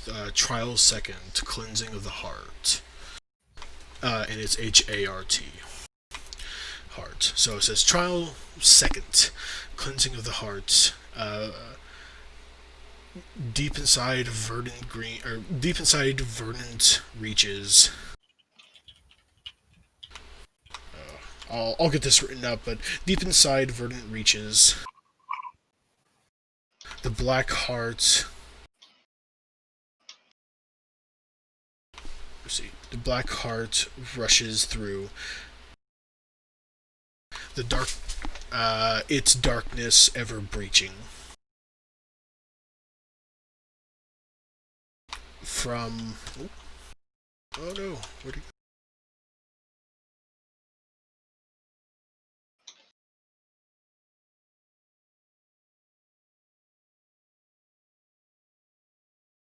From Nyx up high, retrace your trail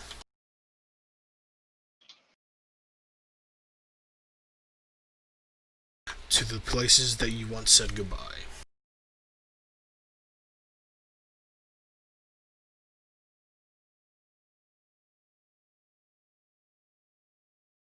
Bam, bam, bam, banana, So bam. what I definitely get from that message is like it wants us to go back. Yes. Black heart rushes through. Back to the phoenix feather. Fly! Wait, that makes sense. You know why? Wait, what?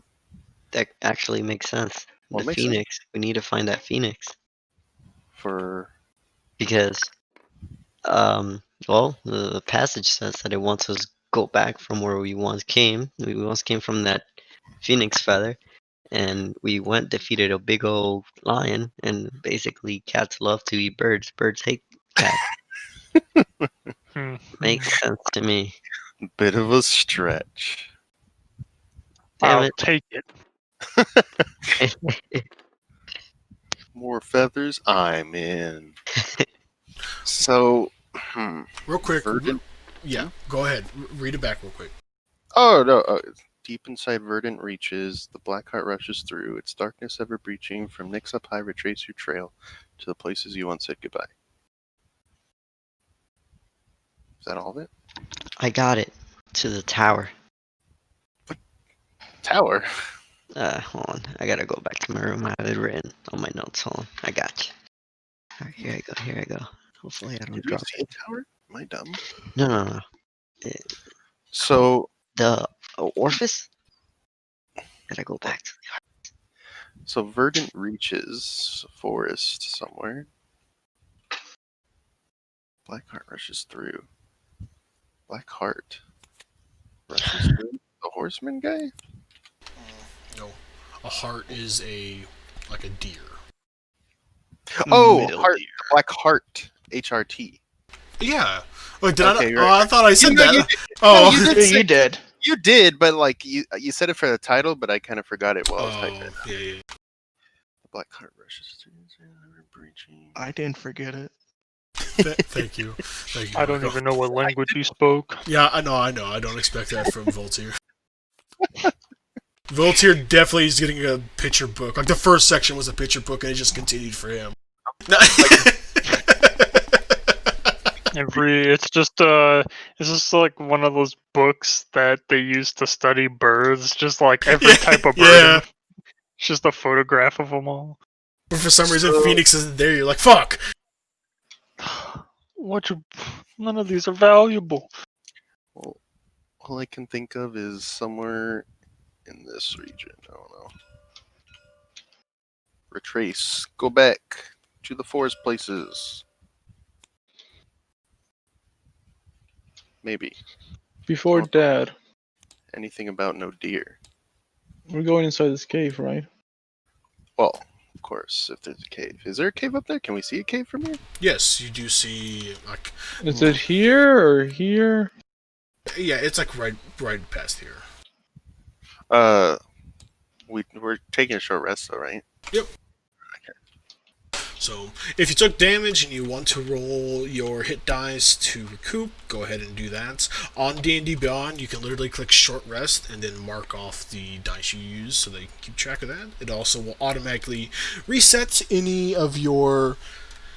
like, if you get things back from short rest, it will automatically reset that for you.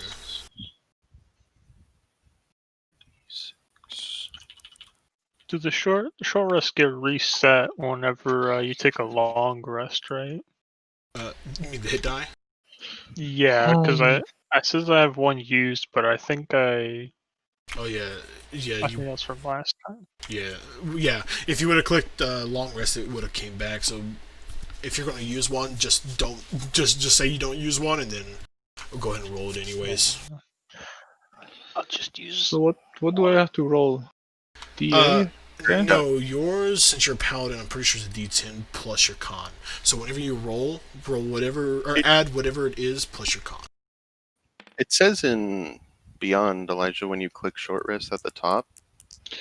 Yeah, but it says +1, total 3. So I'm like, what? So 1d, what does it say? 1d10 plus 1? Yeah. So yeah, roll 1d10 and then do a +1. And then you have 3 hit die since you're level 3. And you can use however many you want, but you only gain 1 hit die back per long rest, I think it is. So like if you use up all 3 right now, then you won't, the next time we long rest, you'll only go back to having 1. Does that make sense? I don't know if I'm... Mm-hmm. That's the wrong dice. We're just resting right now. Yep, you guys are just kind of resting, kind of thinking over the meaning of the scroll. Can I go down to normal size again? Can't after 3 hours. Well, it's a short rest, huh? Yeah, that's 1 hour. You don't get a choice. Somebody knock me out if you could reach my head. I'll catapult a boulder into him. I'd take multiple boulders. It'll be the first time it hits. I'm sorry. No, my armor class is 13. It's a spell save. Oh, You have to fuck. be dexterous I had- enough. But I mean, when you Oh, can, it's 13. Yeah, but you can't can you choose like to fail. let it happen? Yeah, Yeah, sure. Yeah, you can choose to fail. just dodges it by habit. Okay. Whoops, sorry. To succeed by 1. Yeah. This was one time playing D&D. Somebody was like holding something out in their hand to hand to somebody, and I cast catapult on it on my and targeted myself. It was a tiny pebble and it pierced your body. Yeah, hurt, but we died got it. instantly. This sucks. I only healed 4. Just catapult gold from somebody's Add your hand. con modifier per roll. Yeah, it's your hit point die plus your con mod. I think you did do that. 1d10 plus 1. I don't need to heal. Yeah, but if he did it, well, how many dice did you use? 1. Oh, well then yeah, Using that does suck. Or do you have to decide how many you use before you roll? No, you can decide. Oh, you can like roll one at a time? I think so. Does it specify you can't? I Fuck, want to that- say That's a rule I don't know. I kind of want to say maybe. I mean, that's how I've always treated it. I usually roll one dice at a time. Kind of want to But see. if I mean, that- I don't care. I guess I just kind of want to see now. Let's see. I just rolled one dice. Can I roll a second one then here? Oh, okay. Never mind. You're right. Whoops. So is that a yes or no? Yeah, you can keep rolling. Yeah, you can use up to 3. Nice. 8, 9. Yeah, the player can decide to spend additional hit dice after each roll.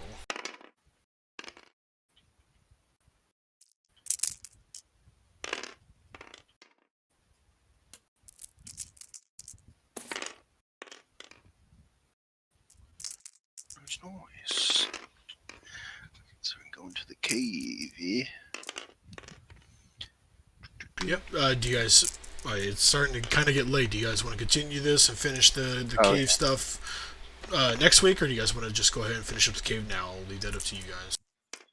Next week. Yeah. Next Mhm. week. Oh, hey.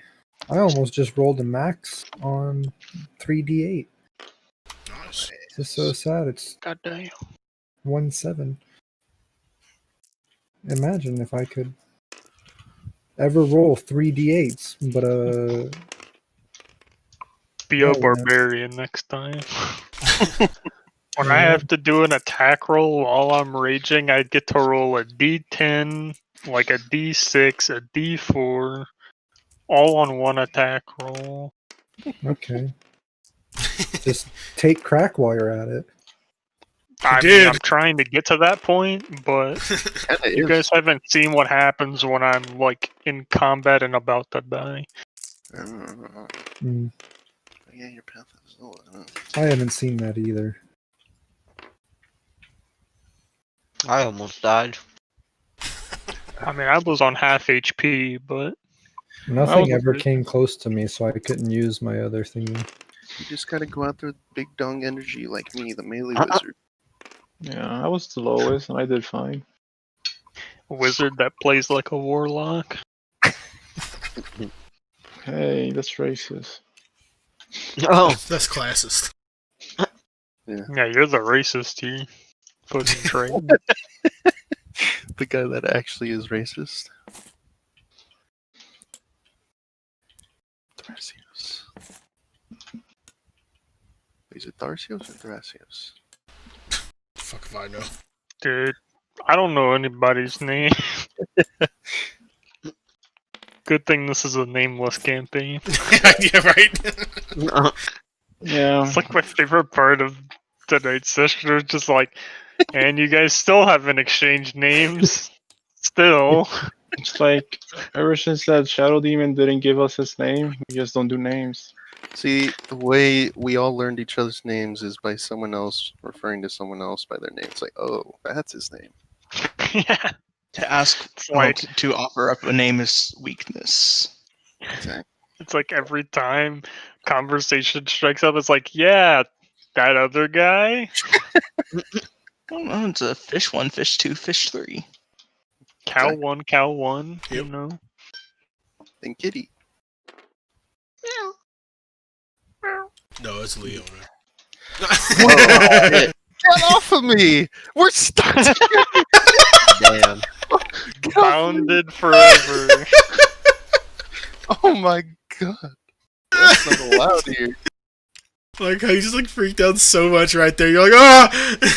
Alright, who wants to be stuck to me now? We are one unit. Megatron. Oh, Let's go into that cave. we need to get more We're growth rolling. potions. Roll uphill towards the cave. Oh, shit. Ah! I'm escaping from Oh my whatever this god, is. this is an ice rink. Well, GG, guys. All right. GG. Well, I have work at 8:30, so Have fun with that. Yeah, I gotta be at the Um, cafe at 7 too. gonna attempt sleep. Take care. Good luck. Hope you guys had a good night. I'll Had need fun. more than luck for this one. Yeah, this was really fun, dude. All right. Good night. Like, Take care. Flavor. So we're gonna explore the cave now.